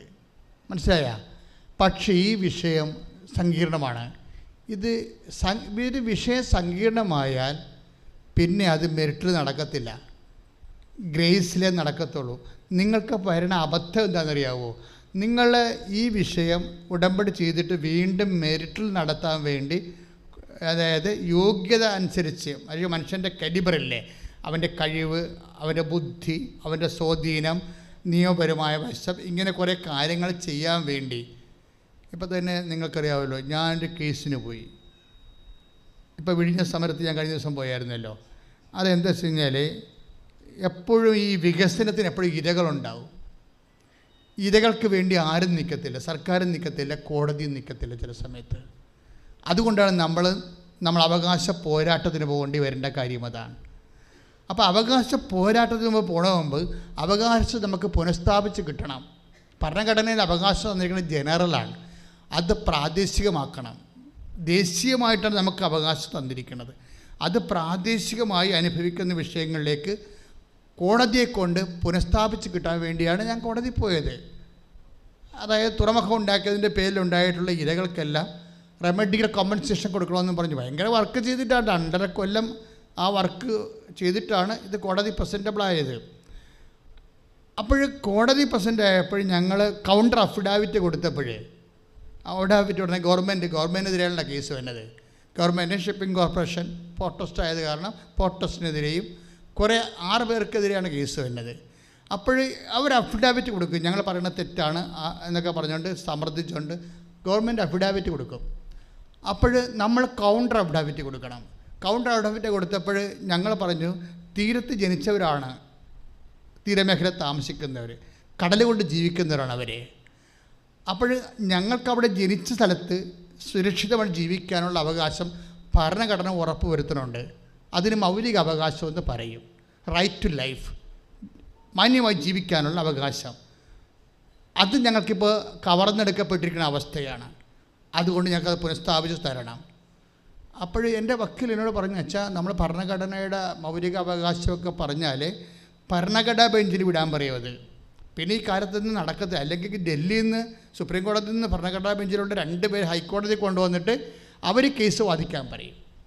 അപ്പോഴവർക്കും ചിലപ്പോൾ ഗവൺമെൻറ്റായിട്ടൊക്കെ വാദിച്ചു പോകും കേസ് കെട്ടുകൾ. അപ്പോൾ ഇത് കുറച്ച് കോംപ്ലിക്കേഷനായിട്ട് പറയും. അപ്പോൾ ഞാനെന്താ ചെയ്തിരിക്കുന്നത്, അതൊക്കെ മനസ്സിലായി, മെറിറ്റ് മാറിയെന്ന് മനസ്സിലായില്ലേ? മെറിറ്റ് മാറിയില്ലേ? നമ്മുടെ യോഗ്യത പോയി. സുപ്രീം കോടതിയിലെ ഭരണ ബെഞ്ചിനെ ഇതിനകത്ത് ഉൾപ്പെടുത്തി 2 പേരെ ഉൾപ്പെടുത്തി കഴിഞ്ഞാൽ ചിലപ്പോൾ അവർക്ക് എക്സ്ട്രാ ചിലവ് ചിലപ്പോൾ ഒന്നൊന്ന് വരും. ഇനി അവർ വന്ന് ഈ വിഷയം പഠിച്ചിട്ട് ഇത് റൈറ്റ് ലൈഫിൽ വരുന്നതാണോ, മാന്യമായി ജീവിക്കാനുള്ള ഭരണഘടന അവകാശം നൽകുന്ന അവകാശത്തിൽ ഈ വിഷയം ഉൾപ്പെടുമോ എന്നുള്ളത് അവർ പഠിച്ചിട്ട് ചിലപ്പോൾ 3 കൊല്ലം കൊണ്ടിരിക്കും ഞാൻ വിധി പ്രസ്താവിക്കണം. അപ്പോൾ കുറേ ആൾക്കാർ മരിച്ചു തീർന്നിരിക്കും. അപ്പോൾ ഞാൻ എന്ത് ചെയ്ത്, ഞാൻ ഈ കേസ് കൗണ്ടർ അഫിഡാവിറ്റ് കൊണ്ടുവന്ന് മാതാവിൻ്റെ ഈ ജരോളെ വെച്ചിട്ട് പറഞ്ഞു, അമ്മേ ഇത് ഭരണഘടനാ ബെഞ്ചിന് വിടരുത്. അത് മെറിറ്റ് പോയില്ലേ എൻ്റെ കാര്യം, ഇത് മെറിറ്റായിട്ട് പോകരുത്. അമ്മ കോടതി വരണം, ഇപ്പോഴുള്ള ചീഫ് ജസ്റ്റിസിനെ കൊണ്ടും അതുപോലെ തന്നെ അസിസ്റ്റൻറ്റ് അതിൻ്റെ കൂടെ ഉള്ള ഷാജി പിച്ചാരി ജസ്റ്റിസിൻ്റെ കൂടെ വേറെ ജസ്റ്റിസ് ഉണ്ട്, ചീഫ് ജസ്റ്റിസ് മണിലാലാണ്. ഇവരെ കൊണ്ട് ഈ ഡിവിഷൻ ബെഞ്ചിനെ കൊണ്ട് തന്നെ തീരുമാനം എടുപ്പിക്കണമെന്ന് പറഞ്ഞു. ദാറ്റ് മീൻസ് എന്താണ്, മെറിറ്റ് പോയി, വിഷയം സങ്കീർണമാണ്, മെറിറ്റ് പോയി നമ്മളുടെ. പിന്നെ എന്ത് ചെയ്യും, വർക്ക് ചെയ്യണം എന്താണ്, ഗ്രേസേ വർക്ക് ചെയ്യത്തുള്ളൂ. ആ ഒരു ഒറ്റ സിറ്റിങ് അന്നേക്കളൊന്ന് ചിന്തിക്കുക, വെർച്വലായിട്ടുള്ള വാദമാണ് നടക്കുന്നത്. വക്കീൽ എറണാകുളത്തിരിക്കുന്ന വക്കീലിൻ്റെ ഓഫീസിലിരിക്കുന്ന, കോടതിയിലിരിക്കുന്നു. അന്ന് കോവിഡാണ്, കഴിഞ്ഞ ഒക്ടോബറിലൊക്കെ കോവിഡല്ലേ, വാദമില്ലല്ലോ, ഫിസിക്കൽ വാദമില്ല, നമുക്കൊന്നും പറയാൻ പറ്റത്തില്ല. ജഡ്ജിയുമായിട്ട് വാദം നടത്തിക്കൊണ്ടിരിക്കുന്ന സമയത്തായിരിക്കും ചിലപ്പോൾ നെറ്റ് പോണത്. അപ്പം നെറ്റ് സമർപ്പിച്ച് പ്രാർത്ഥിക്കണം. ഞാൻ പറഞ്ഞു, അമ്മേ നെറ്റ് പോകരുത്, നെറ്റ് പോയി കഴിഞ്ഞാൽ ജഡ്ജിക്ക് എന്ന് പറഞ്ഞ സമയത്ത് ഒരു ദിവസം 28 കേസൊക്കെ ഉണ്ടാവും. അവർ വിളിച്ചു വിട്ടുകൊണ്ടിരിക്കുകയാണ്, എല്ലാം വിളിച്ചു വിട്ട് എല്ലാം ക്യാൻസലാക്കിക്കൊണ്ടിരിക്കുകയാണ്, തള്ളിക്കളഞ്ഞുകൊണ്ടിരിക്കുകയാണ്. അപ്പോൾ വക്കീൽ എന്നെ പറഞ്ഞു, ഇത് തള്ളാൻ സാധ്യതയുണ്ട്, കാര്യം 13 പ്രേയേഴ്സാണ് നമ്മൾ വെച്ചിരിക്കുന്നത്, തള്ളു എന്ന് പറയും. ഞാൻ തള്ളത്തില്ല, ഇത് അമ്മയല്ലേ വെച്ചിരിക്കണത്, എങ്ങനെ തള്ളാനാ? അപ്പം നിങ്ങളോട് ഞാനൊരു കാര്യം പറയുമ്പോൾ ഞാൻ കടന്നു പോകുന്ന വഴികളിലൂടെയാണ് പറയണത്, മനസ്സിലായില്ലേ? നിങ്ങളുടെ കാര്യം പറയുമ്പോൾ ഞാൻ പറഞ്ഞത് തള്ളത്തില്ല. കാര്യം പൊതു താല്പര്യ ഹർജിയിൽ 2 പ്രേയേഴ്സ് വെക്കാം നമുക്ക് മാക്സിമം. ഇത് 11 പ്രേയേഴ്സാണ് വെച്ചിരിക്കുന്നത്. ഹോക്കി ദുരന്തത്തെ മരിച്ചുപോയ ആൾക്കാർ ഇന്നും സിമൻറ്റ് ഗോഡൗണിൽ താമസിക്കുന്നുണ്ട്. അവിടെ പുനരധിവാസം ഉൾപ്പെടെ എല്ലാ വിഷയവും ഇതിനകത്ത് വെച്ചിരിക്കുക. 100 കൊല്ലമായിട്ട് 6 കിലോമീറ്റർ സ്ഥലത്തിൻ്റെ വീതിയിൽ, 1/2 കിലോമീറ്റർ സ്ഥലത്തിൻ്റെ വീതിയിൽ കൊച്ചി പുറക്കാട് വരെ ലക്ഷക്കണക്കിന് ഏക്കർ കടലിൽ പോയിട്ടുണ്ട് കൊച്ചി തുറമുഖം കാരണം. അതിൻ്റെ 100 കൊല്ലത്തെ കോമ്പൻസേഷനാണ് കേസിൻ്റെ വിഷയം. അത് സ്ഥാപിച്ചെടുക്കണ്ടേ. It is very serious thing. ആ കിട്ടാവുന്ന രേഖകളെല്ലാം സംഘടിപ്പിച്ച് കോടതി ഇത്രയും പറഞ്ഞു, all grievance must be settled permanently. എല്ലാ പരാതികളും പൂർണ്ണമായിട്ട് ശാശ്വതമായിട്ട് പരിഹരിക്കേണ്ടതാണെന്ന് ഒരു നോട്ട് കിട്ടി. അത്രയും മതി, അത്രയും നോട്ട് കിട്ടിയാൽ മതി. ഞാനിപ്പോൾ വിഴിഞ്ഞത്തേക്ക് യുവജന സമരഭൂമിയിൽ നിൽക്കുന്ന ചെയർമാൻ അയച്ചു കൊടുത്തിട്ടുണ്ട് നോട്ട് മുഴുവനും. കാര്യം ഓൾറെഡി ഇതിനെക്കുറിച്ച് വിധി ഉള്ളതാണ്. അപ്പോൾ ഇങ്ങനെ ഒരു പോരാട്ടത്തിൻ്റെ സമയത്തേക്കും വിഷയം സങ്കീർണം, ഞാൻ എൻ്റെ സബ്ജക്റ്റ് എന്താ വെച്ച് കഴിഞ്ഞാൽ, വിഷയം സങ്കീർണമാകണമെങ്കിൽ എന്താ ചെയ്യേണ്ടത്? പിന്നെ അത് ഈ യോഗ്യത വർക്ക് ചെയ്യത്തില്ല, മനസ്സിലായില്ലേ? അത് ഗ്രേസിലെ വർക്ക് ചെയ്യത്തുള്ളൂ. അതുകൊണ്ട് ഗ്രേസിൽ വർക്ക് ചെയ്യുമ്പോൾ നിങ്ങൾ ഗ്രേസ്ഫുള്ളായിട്ട് മാറണം. This is my point. ഞാൻ പറയാൻ ഉദ്ദേശിച്ചത് ഇതാണ്. അല്ല കേസും കാര്യങ്ങളൊന്നുമല്ല ഞാൻ പറയാൻ ഉദ്ദേശിച്ചത്. ഞാൻ പറയാൻ ഉദ്ദേശിച്ചത് ഇതാണ്. ഒരു വിഷയം സങ്കീർണമാണെന്ന് വിചാരിച്ചോ. ഇപ്പം നമ്മുടെ ഡോളി ചേച്ചിയുടെ ഡാർലി റോയിയുടെ വിഷയം എന്താ? അത് സങ്കീർണമായൊരു വിഷയമാണ്. അവരുടെ വിഷയം എന്താണ്? അവരുടെ വിഷയം 100 കൊല്ലമായിട്ട് പാകോടമ്പടി ചെയ്യാത്ത 5 പുരയിടങ്ങൾ പോരെ, 5 വീട് 100 കൊല്ലമായിട്ട് പാകോടമ്പടി ചെയ്തിട്ടില്ല. അതായത് അപ്പൻ്റെ അപ്പാപ്പൻ്റെ കാലത്തുള്ള പുരയിടമാണ്, അപ്പൻ്റെ അപ്പാപ്പൻ്റെ കാലത്തുള്ള പുരയിടമാണ്. 5 വീട്ടുകാരവിടെ താമസിക്കുന്നുണ്ട്. പണ്ടത്തെ 7 രൂപ വാടകയ്ക്ക്. ആ വാടക ഇപ്പോൾ അവർ കൊടുക്കണില്ല, മനസ്സിലായോ? അതായത് അപ്പൻ്റെ അപ്പാപ്പൻ്റെ പുരയിടമാണ്, അപ്പൂപ്പൻ്റെ പുരയിടമാണ്, അപ്പൻ്റെ അപ്പൂപ്പൻ്റെ പുരയിടമാണ്. അപ്പോൾ എത്ര തലമുറയായി? 10, 70, 75 തലമുറ കഴിഞ്ഞ്, 75 വർഷം കഴിഞ്ഞ് ആ പുരയിടത്തിൽ 5 പേര് താമസിക്കുന്നുണ്ട്. ആ വീട് ആദ്യം കൊടുത്ത ആൾക്കാർക്ക് 7 രൂപ, അന്നത്തെ 7 രൂപ വാടക കൊടുത്തിരിക്കുകയാണ്. ആ വാടകക്കാർ വേറെ ആൾക്കാർക്ക് കൊടുത്തിരിക്കുകയാണ്. അവർ 7 രൂപയ്ക്ക് പകരം 7000 രൂപ മേടിക്കണുണ്ടാവും. 7 രൂപയ്ക്ക് വാടകയ്ക്ക് പകരം തിരിച്ച് വാടക വേറെ ചീട്ടെടുത്തിട്ട് 7000 രൂപ മേടിച്ചിട്ടാണ് കണ്ടവൻ്റെ പുരയിടം കൊണ്ട് അവർ ജീവിച്ചു പോവുകയാണ്. അപ്പോൾ ഇങ്ങനെ എല്ലാവരും കൈമാറിപ്പോയി. ഇനിയിപ്പോൾ എന്താ പ്രശ്നം വെച്ചാൽ, ഈ ഓരോ വീട്ടിലും ആദ്യം യഥാർത്ഥ അവകാശികൾ കയറി താമസ അവകാശം മരിച്ചു പോയിട്ട് ബാക്കിയുള്ള ഉപഅവകാശികളാണ് താമസിക്കുന്നത്. 12 പേരൊക്കെ വെച്ചിട്ടുണ്ട് എല്ലാ വീട്ടിലും. ഇവരുമായിട്ടുള്ള ഡിസ്കഷൻസ് എന്നൊക്കെ പറയണതേ എൻ്റെ തന്നെ ഓരോ ഡിസ്കഷൻ കഴിയുമ്പോഴും പിന്നെയും ആഴം കൂടണം എന്നല്ലാതെ ഒന്നും നടക്കത്തില്ല. എന്നിട്ട് ഈ വിഷയം ഇങ്ങനെ നിൽക്കുമ്പോഴാണ് ഈ ഡാർലി ചേച്ചി വന്ന് ഉടമ്പടി ചെയ്യണത്. മനസ്സിലായില്ലേ? അപ്പം നിങ്ങൾ ഉടമ്പടി എന്ന് പറയുമ്പോൾ ശ്രദ്ധിക്കണം. അവർക്ക് ആ ഉടമ്പടിയുടെ എല്ലാവിധ കപ്പാസിറ്റി ഉള്ള ആളാണ്. അവരാ ഉടമ്പടി നമ്മൾ ദൈവത്തോട് ചെയ്യല്ലേ. വിഷയം സങ്കീർണമായി, ഇതാണ് സങ്കീർണം. അത് ഹെവി ഡ്യൂട്ടി എന്ന് ഞാൻ പറയത്തില്ലേ, ഉടമ്പടി ഹെവി ഡ്യൂട്ടി ചെയ്യുമെന്ന്. മനസ്സിലായില്ലേ? ഡ്യൂട്ടി മനസ്സിലായില്ലേ? അത് ഒരു സ്ഥലത്ത് 20 കൊല്ലം താമസിച്ച ആദ്യത്തെ വീട്ടുകാരെ തന്നെ ഇറക്കാൻ എന്ത് പാടാണ്. അപ്പോഴാണ് 100 കൊല്ലത്തെ ആൾക്കാർ വരുന്നത്. അത് ഉടമ്പടി ചെയ്ത് കഴിയുമ്പോൾ ദൈവം ഈ വിഷയം ഒരു 3 മാസം കൊണ്ട്, അല്ല 1 മാസം എന്ന് പറഞ്ഞു, 1 മാസം കഴിഞ്ഞപ്പോൾ തന്നെ അതിനകത്ത് ഒരു വീട്ടുകാരൻ കുറേ ഡിസ്കഷൻ ചെയ്ത്, കാര്യം ഇത്രയും വർഷത്തെ വേരല്ല കിടക്കണത്. ആ വീട്ടുകാരൻ ഉള്ളിൽ നിന്ന് അയാൾക്ക് തോന്നി, എന്താണ് ഇത് വിലക്കെടുത്ത പ്രശ്നങ്ങളെല്ലാം തീരുമല്ല എന്ന്. പണ്ടും തോന്നിക്കാണുവേ, പക്ഷേ ഇപ്പം തോന്നുമ്പോൾ ഒരു അഭിഷേകത്തോടെയാണ് തോന്നണത്. മനസ്സിലായില്ലേ? അതായത് ഉടമ്പടി ചെയ്ത് 1 മാസം കഴിഞ്ഞപ്പോൾ തന്നെ അതിലൊരു വീട്ടുകാരൻ ഈ തലമുറകൾ അത് അന്യാധീനപ്പെട്ടു പോയെന്ന് പറയത്തില്ല, വസ്തു അന്യാധീനപ്പെട്ടു പോയ വസ്തു അത് കൈവശം വെച്ചിരിക്കുന്ന ആളിൻ്റെ ഉള്ളിലെ ഒരു തോന്നലേ. എന്താ തോന്നലേ? ഇത് വിലക്ക് ചോദിച്ചാൽ എന്താണെന്ന്. അത് വിലക്ക് ചോദിച്ച് ആദ്യം തന്നെ ആ വിഷയം സെറ്റാക്കും. സെറ്റായിട്ട് ഈ അവകാശികളുണ്ട് 6 പേര് വേറെ, യഥാർത്ഥ അവകാശികൾ. ആ അവകാശികൾക്ക് 6 പേർക്കും തുല്യമായിട്ട് ഇത് വിറ്റതിൻ്റെ പൈസ കിട്ടും. അങ്ങനെ 3 മാസത്തിനുള്ളിൽ 3 വീടുകളും അവർ സ്വന്തമായിട്ട് തന്നെ തീരുമാനിച്ചിട്ട് ഇവർക്ക് തിരിച്ചു കൊടുത്തിട്ട് വിലക്കെടുക്കുകയാണ്. അവർ വിലക്കെടുത്ത് വീടുകൾ. എന്നിട്ട് ആ പണമെല്ലാം ഈ ആറ് വീട്ടുകാർക്ക് ഇപ്പോൾ ഉള്ള അവകാശികൾക്ക് എല്ലാം തുല്യ പങ്കാളിയുമായിട്ട് കൊടുക്കും. ഇതെന്ന് വെച്ച് കഴിഞ്ഞാൽ എനിക്ക് ആ ചേച്ചി പറയുന്നുണ്ട്, ലോകത്ത് ഉടമ്പടിയല്ലാതെ വേറെ ഒരു മാർഗ്ഗമില്ലെന്ന്. ഈ ഒരു വിഷയക്കാർ അവരെത്രയോ വർഷം, അവരിപ്പോൾ അവർക്ക് 65-70 വയസ്സുണ്ട്. അവർ കെട്ടിവന്ന കാലം പോലുള്ള പ്രശ്നങ്ങൾ ഇന്ന് ഒരിടത്ത് എത്താൻ കിടക്കുന്ന കാര്യമാണ്. അന്ന് വരെ ഇത് അതൊക്കെ മുമ്പുള്ള പ്രശ്നമാണ്. ഇവർ കെട്ടിവന്ന കാലത്തിന് ശേഷം ഇത് ഒരിടത്തും എത്തിയിട്ടില്ല. ആ വിഷയമാണ് ഇതിങ്ങനെ ഒരു പൂ നുള്ളണ പോലെ ഇങ്ങനെ എടുത്ത് എല്ലാ കോംപ്ലിക്കേഷൻ പരിഹരിക്കണത്.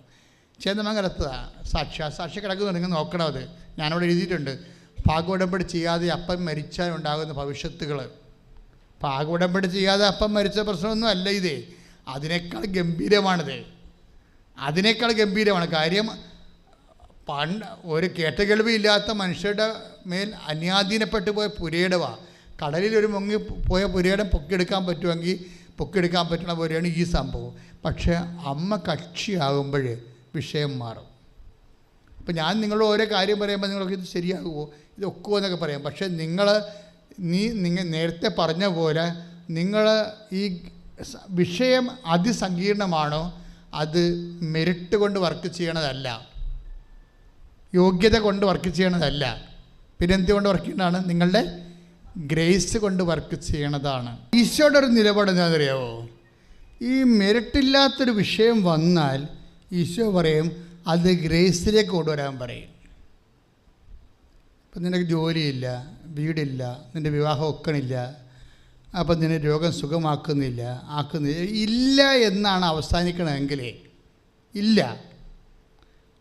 നിന്നോട് ചോദിക്കുന്ന ക്ഷേമത്തിന് ഇല്ല എന്നാണ് ഉത്തരവെങ്കിൽ ഈശോ പറയും അത് ഗ്രേസിലേക്ക് കൊണ്ടുവരാൻ പറയും. മെറിറ്റില്ലല്ലോ അവിടെ. ഇപ്പോൾ ഉദാഹരണത്തിന് 21:5 വാശവന് യോഹന്നാൻ 21:5 ശ്രുതികട്ടെ ഹല്ലേലൂയ.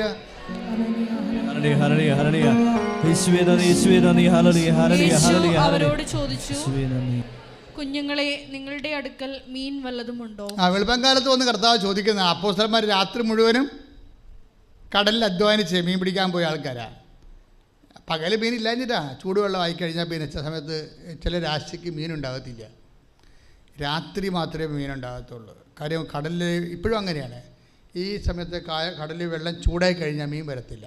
അപ്പോൾ അത് താഴെപ്പോയി നിൽക്കും. പിന്നെ സൂര്യൻ അസ്തമിച്ച് വെള്ളം തണുത്ത് കഴിയുമ്പോൾ വെള്ളമല്ല അവസാനം തണുക്കണത്. അപ്പോൾ ഒരു 9 മണിയായി കഴിയുമ്പോഴൊക്കെ വെള്ളം തണുത്ത് തീരത്തുള്ളൂ. കടലിലെ വെള്ളമാണല്ലോ ആദ്യം ചൂടാകണത്, അത് അവസാനം തണുക്കണതും വെള്ളം തന്നെ ഇരിക്കും. അപ്പോൾ അതുകൊണ്ട് ഈ 9 മണിയാകുമ്പോഴൊക്കെ പിന്നെ വെള്ളത്തിൻ്റെ ചൂടൊന്നും കുറയത്തുള്ളൂ രാത്രി. അപ്പോഴാണ് മീൻ വരണത്. അതുകൊണ്ട് ഇവർ രാത്രി പണിക്ക് പോയിരിക്കുന്നതിൻ്റെ കാര്യം അതാ. അപ്പോൾ അവർ പറയും രാത്രി മുഴുവനും പണി പോയിട്ട് ഞങ്ങൾക്ക് ഒന്നും കിട്ടിയില്ല, വെളുപ്പിനെയാണ് ഈശോ വരുന്നത്. അപ്പോൾ ചോദിക്കണത് എന്താണ്? കുഞ്ഞുങ്ങളെ, നിങ്ങളുടെ അടുക്കൽ മീൻ വല്ലതും ഉണ്ടോ? അതാണ് ചോദ്യം. വളരെ മാനുഷികമായൊരു ചോദ്യമാണ്. ഇപ്പം നമ്മളോട് ഈശോ ചോദിക്കുന്ന ചോദ്യമല്ലേ, നിങ്ങൾക്ക് ജോലി കിട്ടിയോ? അപ്പോൾ നിങ്ങളെന്ത് പറയും? ഇല്ലെന്ന് പറയും. ഞാൻ കുറേ ടെസ്റ്റ് എഴുതിയിട്ട് എനിക്കും കിട്ടിയില്ലെന്ന് പറയും. അല്ലേ? അതാണ് സംഭവം. അതുതന്നെ ഇത് അന്നത്തെ സാഹചര്യത്തിൽ എഴുതിയിരിക്കണതേ ഉള്ളൂ. നിങ്ങൾക്ക് കല്യാണം ആയോ എന്ന് ചോദിക്കുമ്പോൾ പറയും കുറേ ചെക്കന്മാരെ കണ്ടു, ഒന്നും ഒത്തില്ല, ശരിയായില്ലെന്ന് പറയും. അതാണ് ഉത്തരം. അതാണ് നിങ്ങളുടെ ഈ വചനം വായിക്കണം കേട്ടോ. അതായത് മെറിറ്റ് ശരിയായില്ലെന്ന് അതിൻ്റെ അർത്ഥം. മെറിറ്റിൽ ഒത്തില്ല. അതായത് 21:5 എന്താണ്? ഉഷസ്സായപ്പോൾ യേശു കടലിൻ്റെ കരയിൽ വന്നു നിന്നു, എന്നാൽ അത് യേശുവാണെന്ന് ശിഷ്യന്മാർ അറിഞ്ഞില്ല. യേശു അവരോട് പറഞ്ഞു, കുഞ്ഞുങ്ങളെ, നിങ്ങളുടെ അടുക്കൽ മീൻ വല്ലതും ഉണ്ടോ? ഈ ചോദ്യം ഇന്നും തുടരുകയാണ്. അപ്പോൾ നിങ്ങളോട് ചോദിക്കുക, മകളെ വീട് വെക്കണില്ലേ? വീട് വെച്ചോ? ഇല്ല. പല അപേക്ഷകളും പഞ്ചായത്തിൽ വെച്ചു, ലൈഫ് മിഷനും അപേക്ഷ വെച്ചു, ഇപ്പോഴും നമ്മുടെ അപേക്ഷ എടുത്തിട്ടില്ല. ഇല്ല എന്നാണ് വരണമെങ്കിൽ. നിങ്ങളുടെ ഈശോ ചോദിക്കുന്ന ചോദ്യത്തിന് അവർ പറയുന്നുണ്ട് ഇല്ല എന്ന്. കണ്ട, ഇല്ല എന്ന് അവർ ഉത്തരം പറഞ്ഞു. എന്നുവെച്ചാൽ മെറിറ്റിൽ നടക്കത്തില്ലെന്നതിൻ്റെ അർത്ഥം. 21:5 ഇല്ല. നിങ്ങളോട് ചോദിക്കുന്ന ചോദ്യത്തിന് ഈശോ ഇന്നും ചോദിക്കല്ലേ. അപ്പോൾ നമ്മൾ 13:8 13:8 എന്ന് വായിച്ച മക്കളെ. ഹെബ്രായർ 13:8 ശ്രുതികട്ടെ.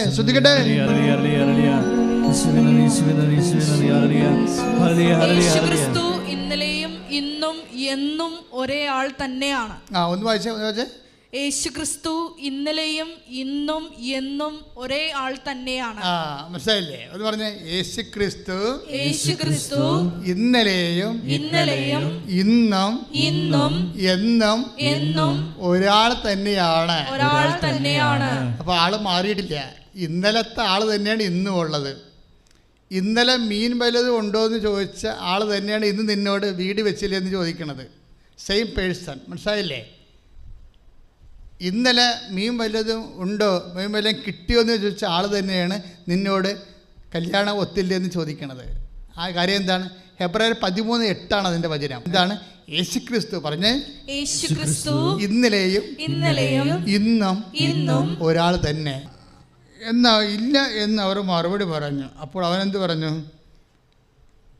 ഇനി വള്ളത്തിൻ്റെ വലതുവശത്തേക്ക് വലയിടുക. അപ്പോൾ ദൈവത്തിൻ്റെ പക്ഷം ചേർന്ന് ബൈബിൾ എപ്പോഴും ഇടതുവശവും വലതുവശവും പറയണത് ദൈവത്തിന് ഇടതുവശവും വലതുവശവും ഉള്ളത് കൊണ്ടല്ല, നന്മയുടെ പക്ഷമാണ്. ഇപ്പം മനുഷ്യപുത്രൻ തൻ്റെ മലാഖമാരുടെ കൂടെ സന്നിധാനത്തിൽ പിതാവിൻ്റെ വലതുവശത്ത് ഉപേക്ഷനാകുമെന്ന് പറഞ്ഞില്ലേ? അപ്പം പിതാവിന് വലതുവശം ഇടതുവശം ഉണ്ടായിട്ടല്ല, അത് നന്മയുടെ പക്ഷം എന്നുള്ള ഉദ്ദേശത്തിലാണ് അത് പറയണത്. എന്നുവെച്ചാൽ എന്നിട്ട് പറയും, വള്ളത്തിൻ്റെ വലതുവശത്ത് വലയിടുക, അപ്പോൾ നിങ്ങൾക്ക് കിട്ടും എന്ന് വെച്ച് കഴിഞ്ഞാൽ ഈ മെറിറ്റിന് ഇവിടെ ഇടതുവശം എന്നാണ് കണക്കാക്കുന്നത്. മനസ്സിലായില്ലേ? യോഗ്യതയ്ക്ക് ഇടതുവശവും വരപ്രസാദത്തിന് വലതുവശവുമാണ് പറയണത്. കാരണം അധ്വാനിച്ചില്ലേ രാത്രിയായി അല്ലേ? ഇപ്പം രാത്രി മുഴുവൻ അധ്വാനിച്ചു. അധ്വാനിച്ചതിന് ശേഷം അവർക്കത് കിട്ടിയില്ലല്ലോ, അവിടെ മെറിറ്റിൽ അത് വർക്ക് ചെയ്തില്ല. അതുകൊണ്ട് ഈശോ പറയും, ഇനി വരപ്രസാദത്തിലേക്ക് മാറാൻ പറയും. വരപ്രസാദ ജീവിതത്തിൽ ഉടമ്പടിയോടുകൂടി നിങ്ങൾ വലതുവശത്തേക്ക് മാറുകയാണ്. എങ്ങനെയാണ്? വരപ്രസാദ അവസ്ഥയിലേക്ക് മാറുകയാണ്. അപ്പം അതുകൊണ്ട് വളരെ ശ്രദ്ധിക്കണം നിങ്ങൾ. കാര്യം നമ്മൾക്കൊരു ഉറപ്പ് വരുത്തണം, നമ്മൾ വലതുവശത്ത് തന്നെയാണോ എന്ന് ഉറപ്പ് വരുത്തണം. മനസ്സിലായില്ലേ? അത് വളരെ സീരിയസ് വിഷയമാണ്.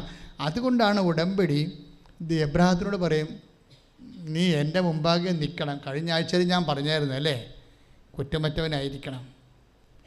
അതായത് ഈ വലതുവശമാണ്. ചില കൃപ വർക്ക് ചെയ്യാൻ പറ്റുന്ന ഒരു കണ്ടീഷൻ ഉണ്ടാക്കണം എന്നതിൻ്റെ അർത്ഥം. മനസ്സിലായില്ലേ? വലതുവശവും ഇടതുവശവും അവിടുത്തെ പ്രശ്നം എന്താണ്? കൃപ വർക്ക് ചെയ്യാൻ പറ്റുന്ന രീതിയിലുള്ള ഒരു ഫോർമാറ്റ് ഉണ്ടാക്കണം, ഒരു സാഹചര്യം ഉണ്ടാക്കണം. നമ്മൾ അതിനു വേണ്ടിയാണ് ഈ വിശുദ്ധീകരണ നടപടികളൊക്കെ ചെയ്യണത്. ഞാൻ പറഞ്ഞു 2 ആഴ്ച കൂടുമ്പോൾ, കത്തോലിക്കരാണെങ്കിൽ നിങ്ങളെങ്കിൽ 2 ആഴ്ച കൂടുമ്പോൾ കുമ്പസാരിക്കണം എന്നൊക്കെ പറഞ്ഞതിൻ്റെ കാരണം എന്താണ്?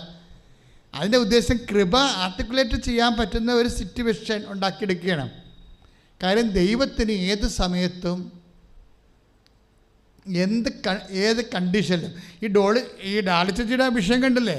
നമുക്ക് തലമരവിച്ച് ശരിക്കും പറഞ്ഞാൽ 100 കൊല്ലം കന്യാധീനപ്പെട്ടപ്പോൾ പുരയിടം 5 പുരയിടങ്ങളാണ്. അതിൽ 3 തിരിച്ചു പിടിച്ചു 3 മാസത്തിനുള്ളിൽ. ഉടമ്പടിയുടെ 3 മാസമേ ആയുള്ളൂ. അപ്പോൾ അതിനെ 3 തിരിച്ചു പിടിച്ച് എത്രയോ വർഷം ഇത് കിടന്ന അവസ്ഥയായിരുന്നു. അപ്പോഴേ എന്താ സംഭവിച്ചത്? അവിടെ ഉള്ളിൽ തന്നെ കർത്താവ് ഒരു പ്രേരണ കൊടുത്തു. മനസ്സിലായില്ലേ? നിങ്ങളുടെ ഉള്ളിൽ മാത്രമല്ല, നിങ്ങൾ ആരോടാണ് ഏറ്റുമുട്ടണത് അവിടെ ഉള്ളിലും കർത്താവ് ഒരു പ്രേരണ കൊടുക്കും. അതാണ് നമ്മൾ 16:26 വായിച്ചത്. കല്ല് പോലത്തെ ഹൃദയം മാറ്റിയിട്ട് ശിലാതുല്യമായ ഹൃദയം മാറ്റിയിട്ട് മാംസള വായിച്ചവനെ ശ്രദ്ധിക്കട്ടെ. ഹല്ലേലൂയ. എസെക്കിയേൽ 36:26.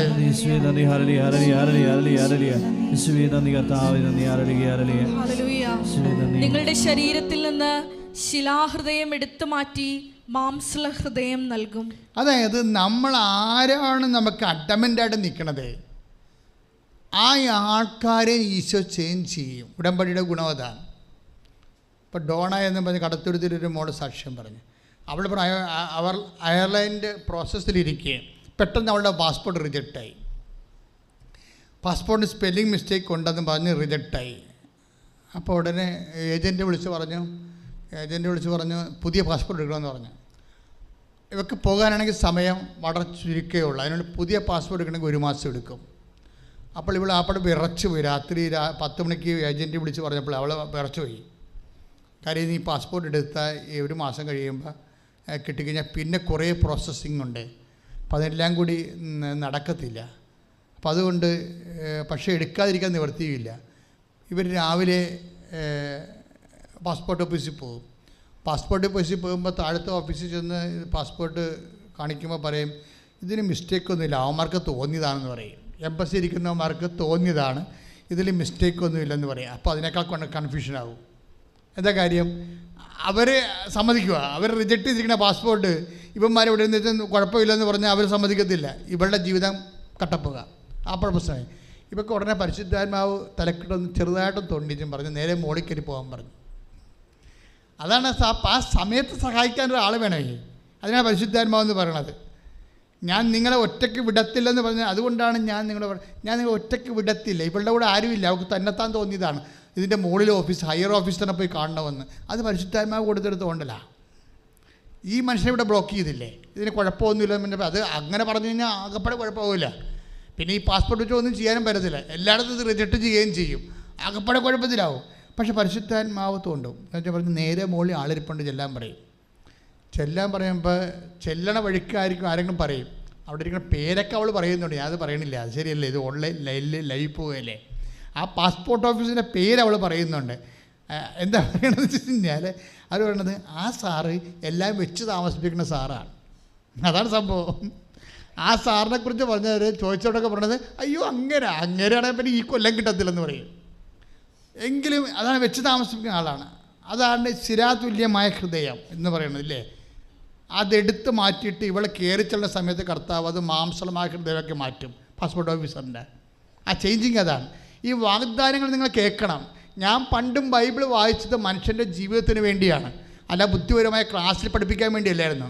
മനുഷ്യൻ്റെ ജീവിതം അത് ഇന്ന് കടന്നു പോകുന്ന ഇപ്പം എന്ന് പറഞ്ഞില്ലേ, ഇന്നലത്തെ ഈശോ തന്നെയാണ് ഇപ്പോഴത്തെ ഈശോ എന്ന് പറഞ്ഞില്ലേ. അതെന്താ പറഞ്ഞത്? അത് പരിശുദ്ധാത്മായി ഇപ്പം പറഞ്ഞ വചനമാണത്.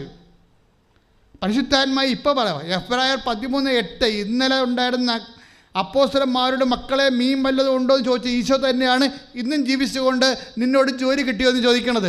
ഒരു സങ്കീർണമായ വിഷയമാണെങ്കിൽ എൻ്റെ മക്കളെ പരമാവധി മെറിറ്റിൽ ഓവർ എംഫസിസ് കൊടുക്കരുത്. മറിച്ച് അതായത് നിങ്ങളുടെ യോഗ്യത, നിങ്ങൾക്ക് മാനുഷികമായി ചെയ്യാവുന്ന വിഷയങ്ങൾ അതിൽ ഓവർ ഇമ്പോർട്ടൻസ് കൊടുക്കരുത്. വിഷയം സങ്കീർണമാണെങ്കിൽ എന്താണ്, നിങ്ങൾ അത് പതുക്കെ അതിൻ്റെ ഓരോ ഭാഗം എടുത്ത് ഗ്രേസ്ഫുള്ളാക്കി മാറ്റണം. ദൈവിക നടപടി. ബിബിൻ്റെ സാക്ഷ്യം അതല്ലേ. എനിക്ക് വായിച്ചിട്ട് മനസ്സിലാവണില്ലെന്ന് പറഞ്ഞ് ബിടെക്കിൻ്റെ എൻ്റെ അരിയർ 24 ഉണ്ട്, എനിക്ക് വായിച്ചിട്ട് മനസ്സിലാവണില്ല. അതുകൊണ്ട് ഞാനെന്ത് ചെയ്ത്, ഞാൻ പരീക്ഷയുടെ തലേ ദിവസം രാവിലെ കോട്ടയം ബേക്കറി ജംഗ്ഷനിലും ടൗണിലും കൃപാസനം പത്രം ഓരോ വീടുകളിൽ കൊണ്ട് നടന്നുകൊണ്ടിരിക്കണം. ഉച്ചയ്ക്ക് ഞാൻ പോയി പരീക്ഷയ്ക്ക് ഹോളിൽ കയറിയപ്പോൾ ഞാൻ പറഞ്ഞ് ക്വസ്റ്റ്യൻ പേപ്പർ കണ്ടിട്ട് തല കറങ്ങി. അപ്പോൾ ഞാൻ പറഞ്ഞു, അമ്മേ ഞാൻ നിന്നെ പരീക്ഷിക്കാൻ ഉദ്ദേശിക്കണില്ല, ഞാൻ പഠിച്ചിട്ട് വരാം, അടുത്ത പ്രാവശ്യം എഴുതാമെന്ന് പറയും. അമ്മ പറയും നോ ഇരിക്കടാന്ന് പറയും, ഇരുന്ന് എഴുതലാന്ന് പറയും. പിന്നെ അമ്മ ഇങ്ങോട്ട് പറയാൻ തുടങ്ങി. അവസാനം ഞാൻ അമ്മയോട് പറഞ്ഞു, അമ്മയെ മതി, ജയിക്കാനുള്ളതായിട്ടുണ്ടെന്ന്. ആ സാക്ഷ്യം കേട്ടാൽ ഭയങ്കര അഭിഷേകമാണ് അതിന്. എൻ്റെ കാര്യം വെച്ച് കഴിഞ്ഞാൽ അവളുടെ മനസ്സിലായി ഇത് സങ്കീർണമാണ് വിഷയമെന്ന്, ഇത് മെറിറ്റിൽ വർക്ക് ചെയ്യത്തില്ലെന്ന്. അതുകൊണ്ട് എന്ത് ചെയ്ത് ഗ്രേസ് വർക്ക് ചെയ്യാൻ വേണ്ടി പരിശുദ്ധാത്മാവ് പറഞ്ഞു കൊടുത്തിരിക്കുന്നതാണ്. ഇതാണ് ഞാൻ നിങ്ങളോട് പറയണത്. അതായത് ഒരു വിഷയം മെറിറ്റിൽ വർക്ക് ചെയ്യത്തില്ല നിങ്ങൾക്ക് തോന്നിയാൽ എൻ്റെ മക്കൾ മോർ ഇമ്പോർട്ടൻസ് ഗ്രേസിന് കൊടുക്കണം. കൃപയിൽ വർക്ക് ചെയ്യാൻ വേണ്ടി, കൃപ ആർജിക്കാനും കൃപയിൽ വളരാനും കൃപ നിറയാനും വേണ്ടി. അതായത് വിശുദ്ധ യോഹന്നാന്റെ സുവിശേഷം 21:9 കരക്കിറങ്ങിയപ്പോൾ തീ കൂട്ടിയിരിക്കുന്നതും അതിൽ മീൻ വെച്ചിരിക്കുന്നതും അപ്പവും അവർ കണ്ടു. ഇത് വളരെ സീരിയസ് ആയിട്ട് ചിന്തിക്കേണ്ട ഒരു വിഷയമാണ്. ഇൻ കേസ് നമുക്ക് മെറിറ്റിൽ നമ്മൾ ഓക്കെ ആണെങ്കിലും മെറിറ്റ് മതിയെന്ന് നമ്മൾ തീരുമാനിക്കരുത്. മനസ്സിലായില്ലേ? അവരിപ്പോൾ മീനും പിടിച്ചുകൊണ്ട് വരത്തില്ലേ, കർത്താവ് പറഞ്ഞിട്ട് വലതുവശത്ത് വല എറിഞ്ഞിട്ട് അവർ വള്ളം നിറച്ച് മീനും പിടിച്ചുകൊണ്ടാണ് വരണത് ഇല്ലേ. പക്ഷെ അങ്ങനെ വള്ളം നിറച്ച് മീനും പിടിച്ചുകൊണ്ട് വരുമ്പോഴും ഈ കടലിൽ നിന്ന് പിടിക്കാത്ത ഈ വല കിട്ടാത്ത വേറെ 2-3 മത്സ്യവും കൊണ്ട് കർത്താവ് ചുട്ട് അവരെ കാത്തിരിക്കണം, കണ്ടില്ലേ? That is grace. അതാണ് കൃപ. 153 മത്സ്യങ്ങളും കൊണ്ടാണ് അവർ വരണത്. പക്ഷേ ആ 153 മത്സ്യം ഉണ്ടെങ്കിലും 153 155 കർത്താവ് കൃപ ഒരിക്കലും നിങ്ങളുടെ യോഗ്യതയെ നമ്മുടെ യോഗ്യത ഒരിക്കലും കൃപയെ തള്ളി മാറ്റാൻ നമ്മൾ അനുവദിക്കരുത്. യു കാച്ച് മീ അല്ലേ? മനസ്സിലായല്ലേ? നിങ്ങൾക്ക് എന്നാ യോഗ്യത ഉണ്ടെങ്കിലും നിങ്ങളെ തലക്കനമാക്കി എടുത്തിട്ട് കൃപയെ തള്ളി മാറ്റാൻ വേണ്ടി നിങ്ങളുടെ യോഗ്യത കൊണ്ട് നിങ്ങൾ ശ്രമിക്കരുത്. അതെനിക്കറിയാം, അതൊക്കെ ഞാൻ നോക്കിക്കൊള്ളാം, നമുക്കവിടെ ആളുണ്ട്, ഇല്ല അത് കുഴപ്പമില്ല, നമുക്ക് പൈസ ഓൾറെഡി ബാങ്കിലുണ്ട്. ഇങ്ങനെ ഉണ്ടെന്ന് പറയുന്നതാണ് നമ്മൾ ഉണ്ടെന്ന് പറഞ്ഞുകൊണ്ടിരിക്കുന്നത് കൊണ്ടേ പോകത്തുള്ളൂ. ഉണ്ടാകാം, അത് ഉള്ളത് ദൈവം തന്നതാണ്. പക്ഷേ എല്ലാം ഉള്ളായ്മയേക്കാൾ വലുതാണ് കർത്താവേ നീ ഞങ്ങളുടെ കൂടെ വരണമെങ്കിൽ. Different people. മോസസ് എന്താ പറയണത്? നീ ഞങ്ങളുടെ കൂടെ വന്ന ടേക്ക് ലെസൺ, ടേക്ക് ദ വേഴ്സിക്കൽ. അതായത് നീ ഞങ്ങളുടെ കൂടെ വന്നാൽ we will be a different people.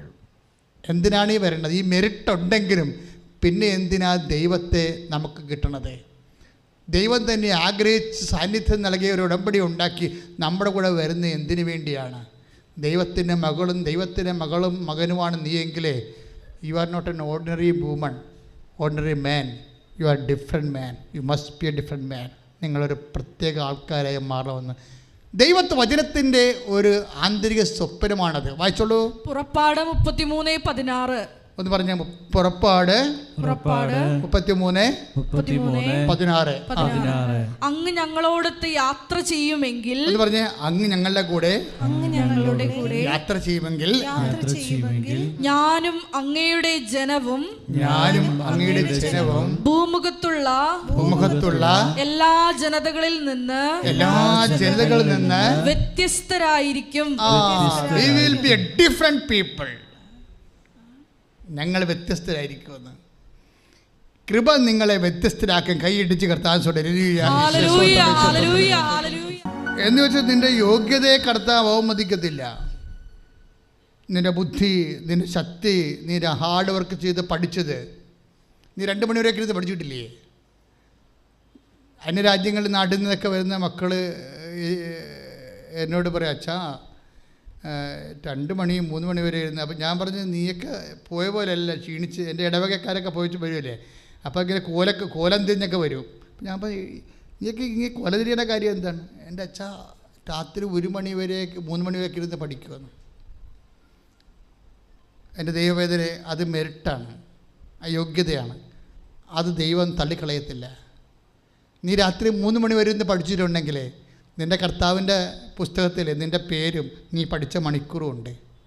അതാണ് പറയണത്, നിങ്ങൾ ഇപ്പോൾ പിടിച്ച മത്സ്യം കൊണ്ടുവരാൻ പറയും. അതാണ് മെറിറ്റ് കൊണ്ടുവരാൻ. അല്ലാതെ ഈശോ തന്നത് മാത്രമല്ല, നിങ്ങളുടെ അധ്വാനത്തെ അവൻ വിലമതിക്കുന്നു. നിങ്ങൾ നിങ്ങളുടെ കഷ്ടപ്പാട് കൊണ്ട് നേടിയത് അവൻ അംഗീകരിക്കുന്നു. എല്ലാവരും എഴുന്നേൽക്കുക, എല്ലാവരും എഴുന്നേൽക്കുക.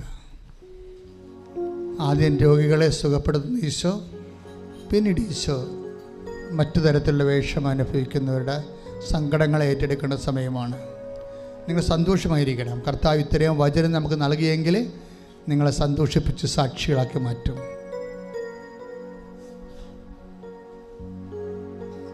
മക്കളെ, രോഗമുള്ളിടത്ത് കൈകൾ വെക്കേണ്ടതാണ്. മക്കളെ, രോഗമുള്ളിടത്ത് കൈകൾ വെക്കേണ്ടതാണ്. എല്ലാ ദിവസവും കർത്താവ് രോഗസൗഖ്യത്തിൻ്റെ സൗഖ്യങ്ങൾ, ആൾക്കാരുടെ അനുഭവ സാക്ഷ്യങ്ങൾ കേൾക്കുന്ന ഒരിടമാണിത്. നിന്നെയും കർത്താവ് ഇവിടേക്ക് വിളിച്ചിരിക്കണത് തൻ്റെ അമ്മയായ പരിശുദ്ധ പ്രത്യേക മാധ്യസ്ഥത്താൽ നിൻ്റെ ജീവിതത്തിൻ്റെ ഇരുട്ട് മാറ്റാൻ വേണ്ടിയാണ്. അച്ഛൻ നിന്നോട് പറഞ്ഞത്, ഈശോ എന്നിലൂടെ സംസാരിച്ചത്, നീ നിലനിൽക്കണമെന്നാണ്. ഒരു ചെറിയ പരീക്ഷണം കൊണ്ട് നീ ഇത് അവസാനിപ്പിക്കരുത്. മറിച്ച് നിൻ്റെ ദൈവം വിശ്വസ്തനാണ്. നിൻ്റെ ദൈവം മോസസിൻ്റെ ദൈവമാണ്. നിൻ്റെ ദൈവം നിൻ്റെ അമ്മയുടെ ദൈവമാണ്. ഏത് കാലാവസ്ഥയിലും നിൻ്റെ കൂടെ നിൽക്കും. കിഡ്നി വേദനയുള്ളവരും നടുവേദനയുള്ളവരും നടുവിൽ കൈ വെക്കുക. ഒരു കൈ വെച്ചാൽ മതി കേട്ടോ, ഒരു കൈ വെച്ചാൽ മതി. കിഡ്നി വേദനയുള്ളവരും നടുവേദനയുള്ളവരും കസേരകളൊക്കെ അകന്നിരിക്കുന്നവരും നടക്കാൻ പറ്റാത്ത ബെൽറ്റ് ഇട്ടിരിക്കുന്നവരും നടുവിൽ കൈവെക്കുക. എൻ്റെ കൈ കർത്താവിന് കൈ ആക്കണമേ എന്ന് അമ്മയോട് പ്രാർത്ഥിക്കുക. ഞാനീ വെച്ചിരിക്കുന്ന കൈ ഒരു നിമിഷം കർത്താവിൻ്റെ ആണിപ്പെടുത്താർന്ന വലതുകരമാക്കണമെന്ന് നീ പ്രാർത്ഥിക്കുക. നെഞ്ചുവേദനയുള്ളവർ, ശ്വാസകോശ രോഗികൾ, പാങ്ക്രിയാസ് രോഗികൾ, ഹൃദയത്തിന് വാൽവിന് ചുരുക്കമുള്ളവർ, ബ്ലോക്കുള്ളവർ നെഞ്ചിൽ കൈവെക്കുക. തൈറോയ്ഡ് രോഗികൾ, ടോൺസൈറ്റ് രോഗികൾ, സ്പോണ്ടിലോസിസ് അസുഖമുള്ളവർ കഴുത്തിൽ കൈവെക്കുക.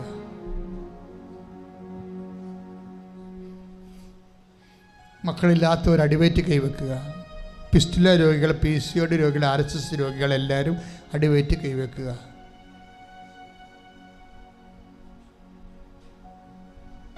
സർവാംഗം പല രോഗങ്ങളുള്ളവർ നെറ്റിയിൽ കൈവെക്കുക.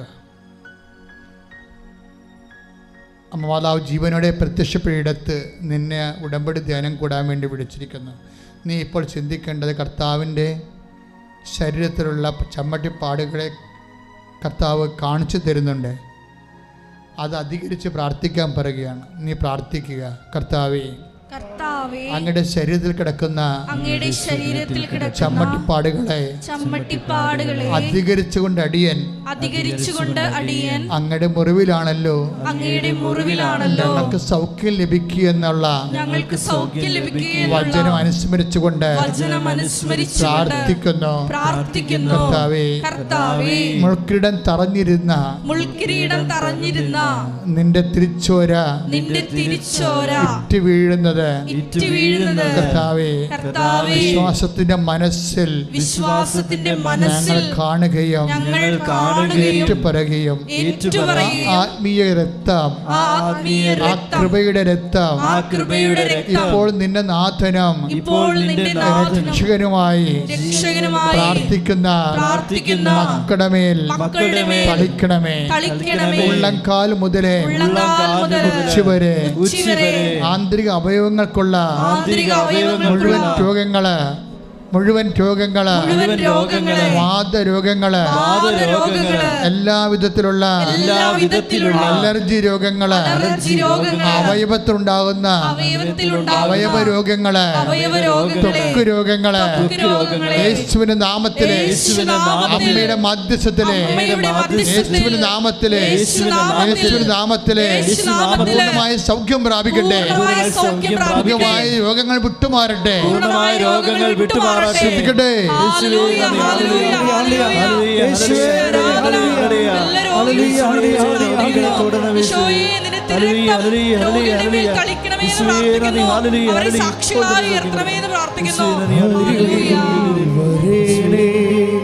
സദയം തൊടേണേ സുഖമായിടും എൻ്റെ ഉള്ളം അരികിൽ വരേണേ സദയം തൊടേണേ സുഖമായിടും എൻ്റെ ഉള്ളം. എൻ്റെ മക്കളെ സന്തോഷമായിരിക്കണം കേട്ടോ. നിങ്ങൾക്ക് ഇന്ന് നടക്കുന്ന ആരാധന ഇത് ഓൺലൈനിൽ എപ്പോൾ കൂടിയാലും കർത്താവ് നിങ്ങളെ സൗഖ്യപ്പെടുത്തുമെന്നുള്ള ഒരു ബോധ്യം ഉണ്ടാകണം. തൊലിഞ്ഞു പൊളിഞ്ഞു പോകുന്നവർ, വിസർപ്പ രോഗികൾ,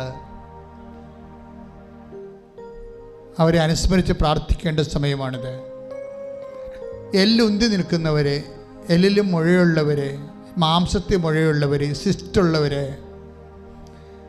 അവരെല്ലാ ഇടങ്ങളെല്ലാം സമർപ്പിച്ചുകൊണ്ട് പ്രാർത്ഥിക്കണം. ഓൺലൈനിലുള്ളവർ ഈ ആരാധന കൂടുന്ന നിമിഷം എപ്പോഴാണോ അപ്പോഴ് നിങ്ങൾക്കുള്ള രോഗങ്ങളെ സമർപ്പിച്ച് പ്രാർത്ഥിക്കണം. അവയവങ്ങൾ വളരാത്തവരുണ്ട്. 2 അവയവങ്ങളുണ്ടെങ്കിൽ ഒന്ന് വളരത്തില്ല. അങ്ങനെയൊക്കെയുള്ള വൈകല്യമുള്ളവരുണ്ട്. മുട്ടിക്കൊഴിഞ്ഞ് വല്ലാതെ പോകുന്ന ആൾക്കാരുണ്ട്. എപ്പോഴും ശരീരം ചൂടായിരിക്കുന്നവരുണ്ട്. അവരെല്ലാം സമർപ്പിച്ചുകൊണ്ട് സൗഖ്യത്തിനായി പ്രാർത്ഥിക്കട്ടെ. സ്തുതിക്കട്ടെ.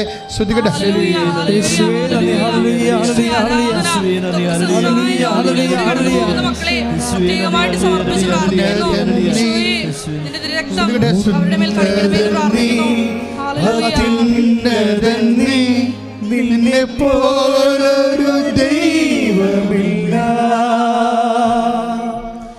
അത്ഭുതവാൻ അതിശയവാൻ നീ മാത്രമെൻ ദൈവമേ. ശരീരത്തിൽ ഇങ്ങനെ അകത്ത് കുറേ പേശികൾ ബലം പോയിട്ട് അത് ചുമ്മാ വളരുന്ന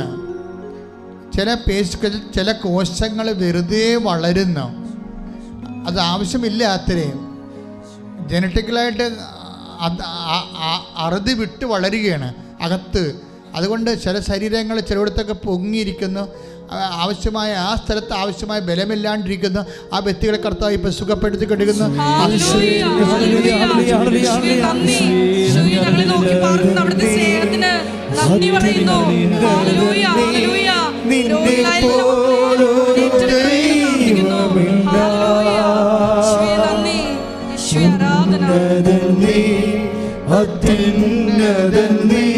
നിന്നെ പോലൊരു ദൈവമില്ല, അത്ഭുതവാ അതിശയവാ നീ മാത്രമേ ദൈവമെന്നും.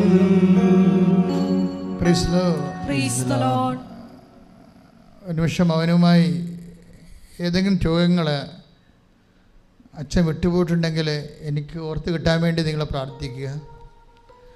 നിങ്ങൾ ഈ മുതുകില്ലേ, മുതുക് ഭാഗം അച്ഛനിങ്ങനെ കൈ കാണിക്കണില്ലേ, അപ്പോൾ മുതുക് ഭാഗത്ത് ചിലപ്പോൾ കശേരികൾക്ക് വല്ല കുഴപ്പമുള്ളവരുണ്ടാകാം. ചിലപ്പോൾ അവർ സ്ഥിരം നീര് കെട്ടി കിടന്നിട്ട് കല്ലിച്ച് പോയവരുണ്ടാകാം. ചിലപ്പോൾ അത് വെച്ച് എപ്പോഴും ആ ഭാഗം പൊള്ളുന്നവരുണ്ടാകാം. അവരെയൊക്കെ അവിടെ എല്ലാം കൈവച്ചുകൊണ്ട് സ്തുതിക്കട്ടെ, സ്തുതിക്കട്ടെ, സ്തുതിക്കട്ടെ. കർത്താവേ, കല്ലച്ചുപോയ ശരീരപ്പാടുകളെ, ശരീരത്തിന്റെ വ്യത്യസ്തമായ ഇടങ്ങളെ, കല്ലച്ചുപോയ സ്ഥലങ്ങളെ യേശുവിന്റെ നാമത്തിൽ മാർദ്ദമുള്ളതാകട്ടെ. ശ്രുതിക്കട്ടെ.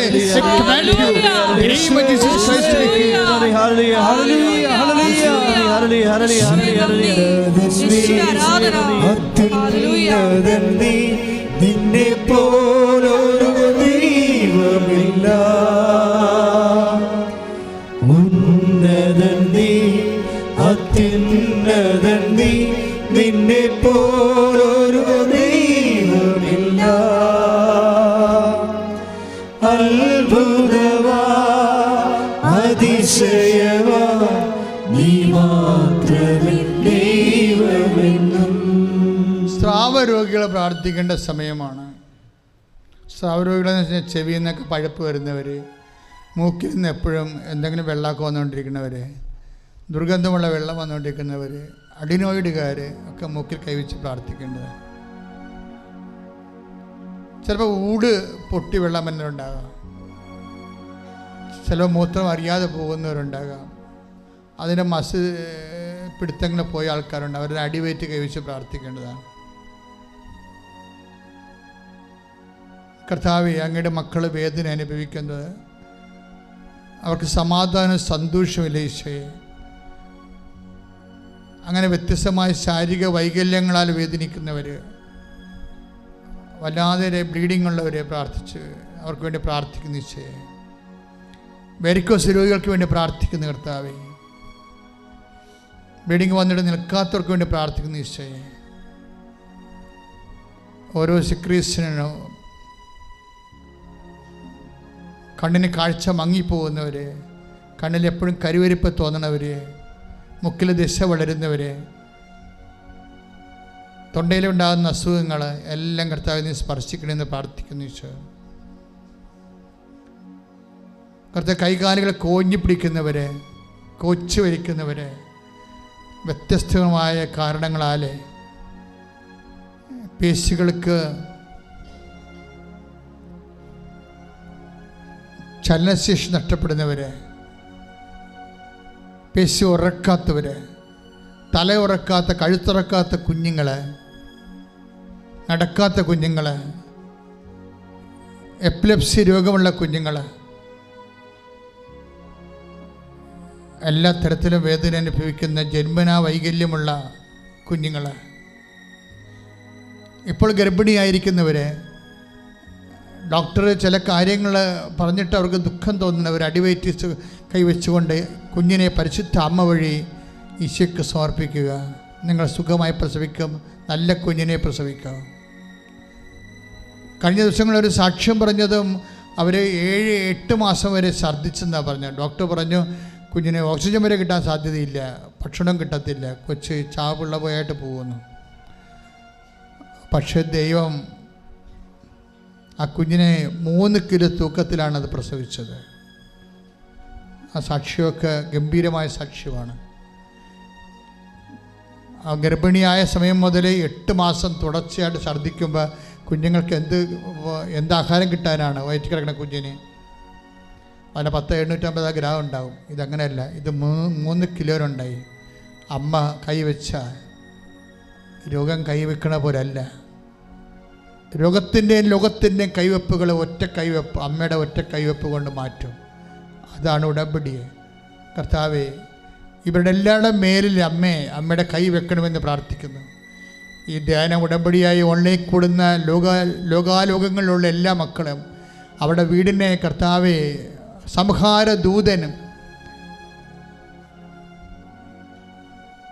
കടന്നു പോയപ്പോൾ ആ വീടിനെ സ്പർശിക്കാതിരുന്ന കുഞ്ഞാടിൻ്റെ രക്തത്തിൻ്റെ കൈമുദ്ര പോലെ അമ്മയുടെ കൈമുദ്രകൾ നൽകണമെന്ന് പ്രാർത്ഥിക്കുന്നു. അബ്നഗോറിൻ്റെയും അതുപോലെ തന്നെ ബെൽത്താസറിൻ്റെയും ഒക്കെ തീക്കുണ്ടത്തിൽ ദൈവദൂതനെപ്പോലെ നിന്നതുപോലെ ഈ മക്കളുടെ ജീവിതത്തിൻ്റെ ദുരന്ത മുഖങ്ങളിൽ അമ്മ നിൽക്കണമെന്ന് പ്രാർത്ഥിക്കുന്നു.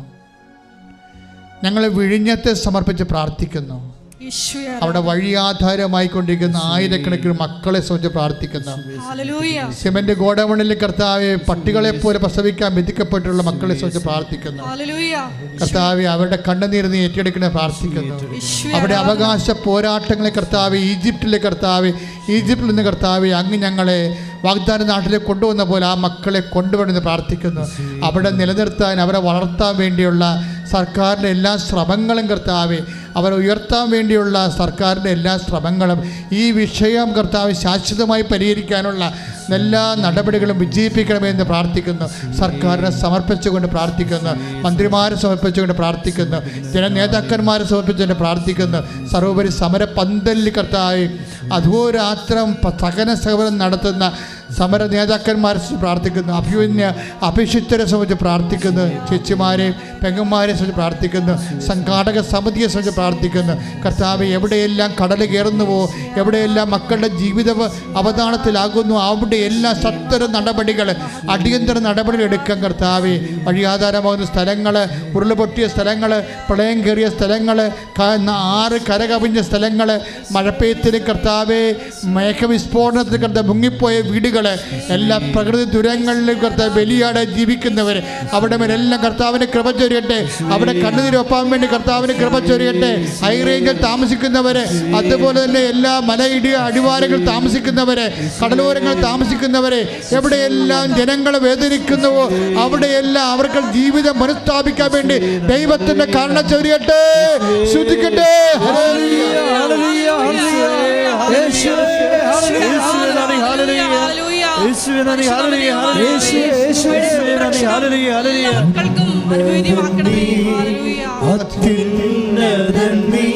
നിന്നെ പോലൊരു ദൈവമില്ല, ഉന്നതൻ നീ, അത്യുന്നതൻ നീ, നിന്നെ പോലൊരു ദൈവമില്ല. അത്ഭുതമാ അതിശയമാ നീ മാത്രമേ ദൈവമെന്നും. പ്രിയമുള്ളവരെ, നമ്മൾ വളരെ ഗൗരവമായൊരു കാര്യത്തിന് വേണ്ടി പ്രാർത്ഥിക്കാൻ പോവുകയാണ്. ഈ ആഴ്ചയിൽ പരീക്ഷ എഴുതുന്ന കുഞ്ഞുങ്ങളുണ്ട്, ഇന്നലെ പരീക്ഷ എഴുതിയവരുണ്ട്. അവരെല്ലാം നമ്മളിപ്പോൾ ഓർക്കുകയാണ്. ഒത്തിരിയേറെ കുഞ്ഞുങ്ങൾ ഇവിടെ ഒറ്റയ്ക്ക് വീട്ടിൽ നിന്നൊക്കെ വന്ന് ഈ അൾത്താരെ മുട്ടയെന്ന് കണ്ണീരോടെ പ്രാർത്ഥിച്ച് പോയിട്ടുണ്ട്. അവർ ഇന്നലെ പോയിട്ട് എഴുതിയിട്ടുണ്ട്. ഈ ദിവസങ്ങളൊക്കെ എഴുതാൻ പോകുന്ന മക്കളെല്ലാം ഓർത്ത് പ്രാർത്ഥിക്കുന്നു. ഈ ആഴ്ചയിൽ ഭാഗോടമ്പടി നടക്കേണ്ട വീടുകളെ സംബന്ധിച്ച് പ്രാർത്ഥിക്കുന്നു. ഈ ആഴ്ചയിൽ PSCയോ എന്തെങ്കിലും അതുപോലെ ടെസ്റ്റുകൾ എഴുതാൻ പോകുന്നവരെ സംബന്ധിച്ച് പ്രാർത്ഥിക്കുന്നു.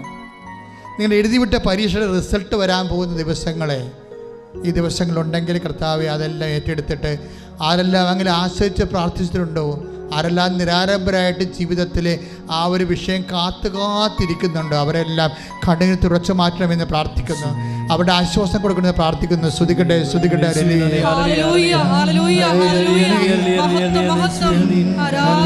സ്തുതിക്കട്ടെ, സ്തുതിക്കട്ടെ.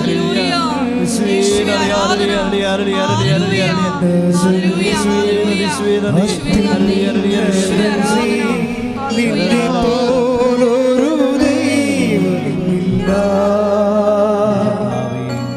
ഉന്നതൻ നീ, അത്യുന്നതൻ നീ, നിന്നെ പോലൊരു ദൈവമില്ല. അത്ഭുതമാ അതിശയമാ നീ മാത്രമേ ദൈവമെന്നും. മക്കളെ, വളരെ ഗൗരവത്തോടു കൂടി പ്രാർത്ഥിക്കേണ്ട സമയമാണിത്. സാമ്പത്തികമായ ബാധ്യതകൾ വന്നുപോയവർ, പല കാര്യങ്ങളും അവർക്കറിയാം അവരെ കൊണ്ട് ഈ കടം വീട്ടാൻ പറ്റത്തില്ലെന്ന്. അതുകൊണ്ട് തന്നെയാണ് നമ്മൾ ഉടമ്പടി എടുത്തിരിക്കുന്നത്. ദൈവത്തിൻ്റെ തിരുസന്നിധിയിൽ ഈ ദിവസങ്ങളൊക്കെ 4 കോടി കടവുള്ളവരൊക്കെ വന്നിട്ടുണ്ടായിരുന്നു. അവരെല്ലാം ഇപ്പോൾ ഓർക്കുകയാണ് അച്ഛൻ. ഈ ദിവസങ്ങളിൽ ജപ്തി നടപടി നേരിടാൻ പോകുന്നവരെ ഓർക്കുന്നു. അവർക്കെല്ലാം അന്ത്യനിമിഷം വരെ ദൈവത്തിന് പ്രവർത്തിക്കാൻ സമയമുണ്ട്. അവിടെ നടപടിയെല്ലാം കർത്താവിന് സമർപ്പിക്കുകയാണ്. നമ്മൾ വീടില്ലാത്തവരെ, വീട് കിട്ടാൻ സാധ്യതയുള്ളവരെ, അതിൻ്റെ കമ്മീഷൻ, അതിൻ്റെ കമ്മിറ്റികൾ കൂടുന്ന സമയം എല്ലാ സമയത്ത് പ്രാർത്ഥിക്കുന്നു. കർത്താവെ, എല്ലാവർക്കും ന്യായമായി അവകാശപ്പെട്ട എല്ലാവർക്കും, ന്യായമായി യോഗ്യതയുള്ള എല്ലാവരെയും കർത്താവ് ഈ അൾത്താറയിൽ അവർ ഉടമ്പടി എടുത്താലും ഇല്ലെങ്കിലും അവരെ കണ്ണീരോടെ സമർപ്പിക്കുന്നു. ഈശോ, അങ്ങിൽ ആശ്രയിക്കുന്ന മക്കളെ നീ ആശീർവദിക്കണമെന്ന് പ്രാർത്ഥിക്കുന്നു. ഇപ്പോൾ ആശുപത്രി കിടക്കുന്നവരും വെന്റിലേറ്റർ കിടക്കുന്നവരും കർത്താവെ, ഈ നിമിഷം കർത്താവെ, ഈ ആഴ്ചയിൽ ഓപ്പറേഷന് വേണ്ടി നിശ്ചയിക്കപ്പെട്ടിരിക്കുന്നവർ, ഈ ആഴ്ച ഡെലിവറിക്ക് വേണ്ടി നിശ്ചയിക്കപ്പെട്ടിരിക്കുന്നവർ, ഈ ആഴ്ചയിൽ കർത്താവെ ഒരു പ്രഗ്നൻ്റ് ആകുമെന്ന പ്രതീക്ഷയിൽ പ്രാർത്ഥിച്ച് കഴിയുന്നവരെ എല്ലാവരും ആശീർവദിക്കട്ടെ, എല്ലാവരും ആശീർവദിക്കപ്പെടട്ടെ. ശ്രദ്ധിക്കട്ടെ, ശ്രദ്ധിക്കട്ടെ, ശ്രദ്ധിക്കട്ടെ.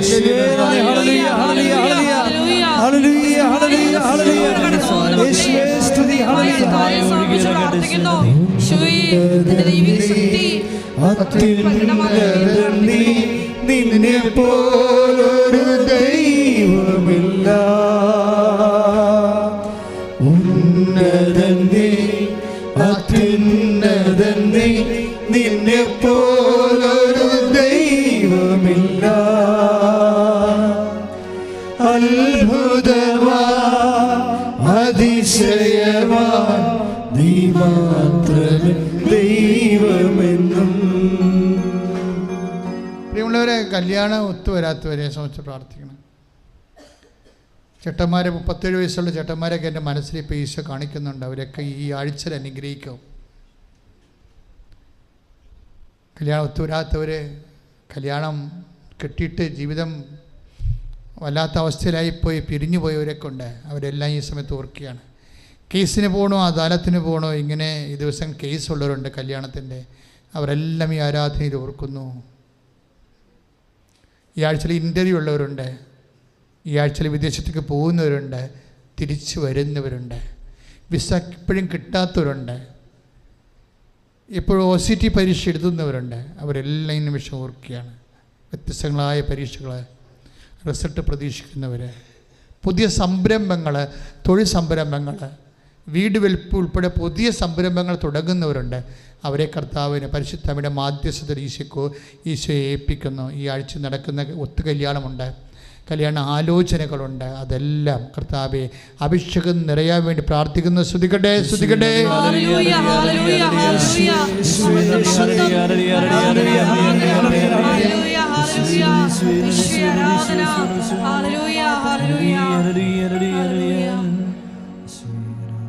ഈശോയെ തന്നെ മനസ്സിലോർക്കുക.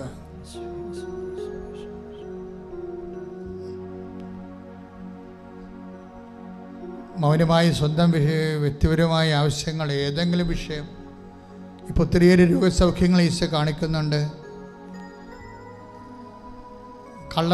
ശരീരത്തിന് കളർ കയറിയ ഭാഗങ്ങൾ, ശരീരത്തിൻ്റെ കളറിലെ ഒരു തവിട്ട് കളറോ അല്ലെങ്കിൽ ഒരു ബ്രൗൺ കളറോ അല്ലെങ്കിൽ വയലറ്റ് കളറോ ഒക്കെ കയറിയ ഭാഗങ്ങൾ കർത്താവ് സുഖപ്പെടുന്നതായിട്ട് കാണിക്കുന്നുണ്ട്. റെഡ് കളർ കയറിയ ഭാഗങ്ങൾ കർത്താവ് സുഖപ്പെടുന്നതായിട്ട് കാണിക്കുന്നുണ്ട്. കളർ വ്യത്യാസം മോശമായ രോഗമാണ്. കർത്താവ് അതിനെ സുഖപ്പെടുത്തുന്നുണ്ട്. സ്തുതിക്കട്ടെ, സ്തുതിക്കട്ടെ, സ്തുതിക്കട്ടെ. Hallelujah, hallelujah, hallelujah. യേശുവേ നന്ദി, യേശുവേ ആരാധന. അത്യുന്നതൻ നീ, നിന്നെപ്പോലൊരു ദൈവമില്ല. ഉന്നതൻ നീ, അത്യുന്നതൻ നീ, നിന്നെപ്പോലൊരു ദൈവമില്ല. അത്ഭുതവാ, അതിശയവാ, നീ മാത്രമേ ദൈവമെന്നും. ഈ ആഴ്ചയിൽ കടകമ്പോളങ്ങളിൽ കച്ചവടമില്ലാതെ കിടക്കുന്നവർ, എന്തുമാത്രം കടകമ്പോളങ്ങളിലാണ് കച്ചവടമില്ല, കടകളിൽ കച്ചവടമില്ലാതെ അവർ വൈകുന്നേരം വരെ ഇരിക്കണത്. 10,000-40,000 വിറ്റ ഇടത്തരം കച്ചവടം പോലും ചിലപ്പോൾ 4,000 രൂപ പോലും വിൽക്കാതിരിക്കുന്നുണ്ട്. ആ മേഖലയിലൊക്കെ കർത്താവിൻ്റെ ഇടപെടലുണ്ടാകണം. അല്ലെങ്കിൽ എത്ര കാലം ഇങ്ങനെ വെച്ചുകൊണ്ടിരിക്കുമെന്ന് നമുക്കൊരു ഐഡിയ ഇല്ല. കുഞ്ഞുങ്ങളെങ്ങനെ പോറ്റും, പിള്ളേരെങ്ങനെ പഠിപ്പിക്കും, ആ പാട് വിഷമിക്കുന്ന മാതാപിതാക്കന്മാരെ ഇപ്പോഴേ ഈശോയ്ക്ക് സമർപ്പിക്കുന്നു.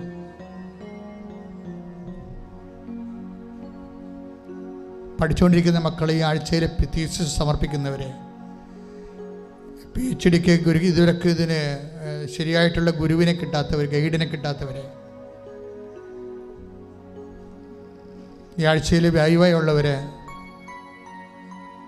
പ്രസൻറ്റേഷന് വേണ്ടി ഒരുങ്ങുന്നവരെ, പ്രോജക്റ്റ് കിട്ടാത്തവരെ, പ്രോജക്റ്റിന് ആളെ കിട്ടാത്തവർ, അത് ചെയ്യാൻ വേണ്ടിയുള്ള സംവിധാനം കിട്ടാത്തവരെ, പലതരത്തിലുള്ള സ്റ്റഡി മെറ്റീരിയൽസുമായിട്ട് വിഷമിക്കുന്നവരെ എല്ലാവരെയും സംബന്ധിച്ച് പ്രാർത്ഥിക്കുന്നു.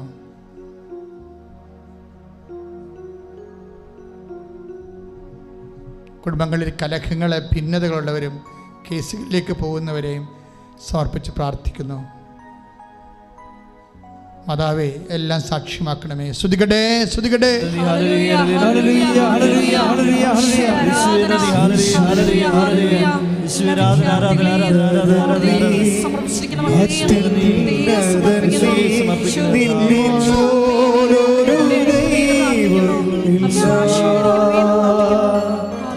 ഉന്നതൻ നീ, അത്യുന്നതൻ നീ, നിന്നെപ്പോലൊരു ദൈവമില്ല.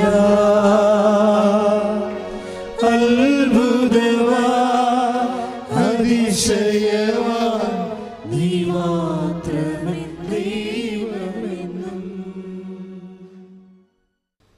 സമാപനാശീർവാദം.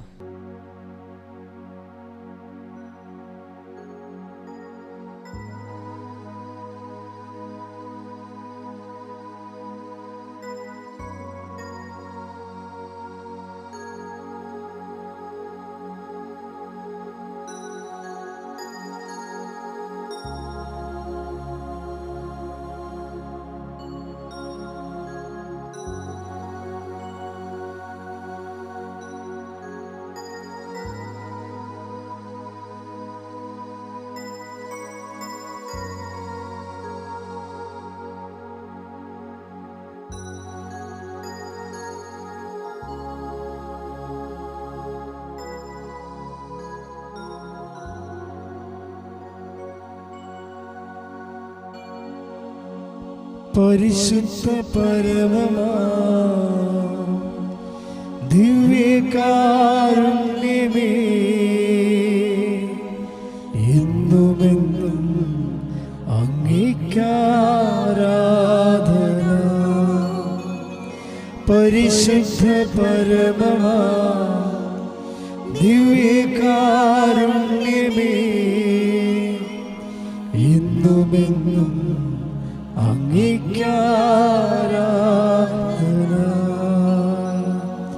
പരിശുദ്ധ പരമമാ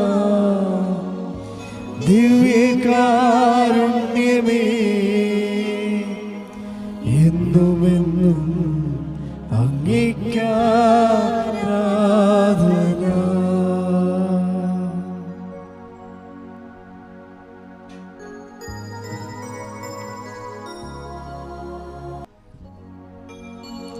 ആവേ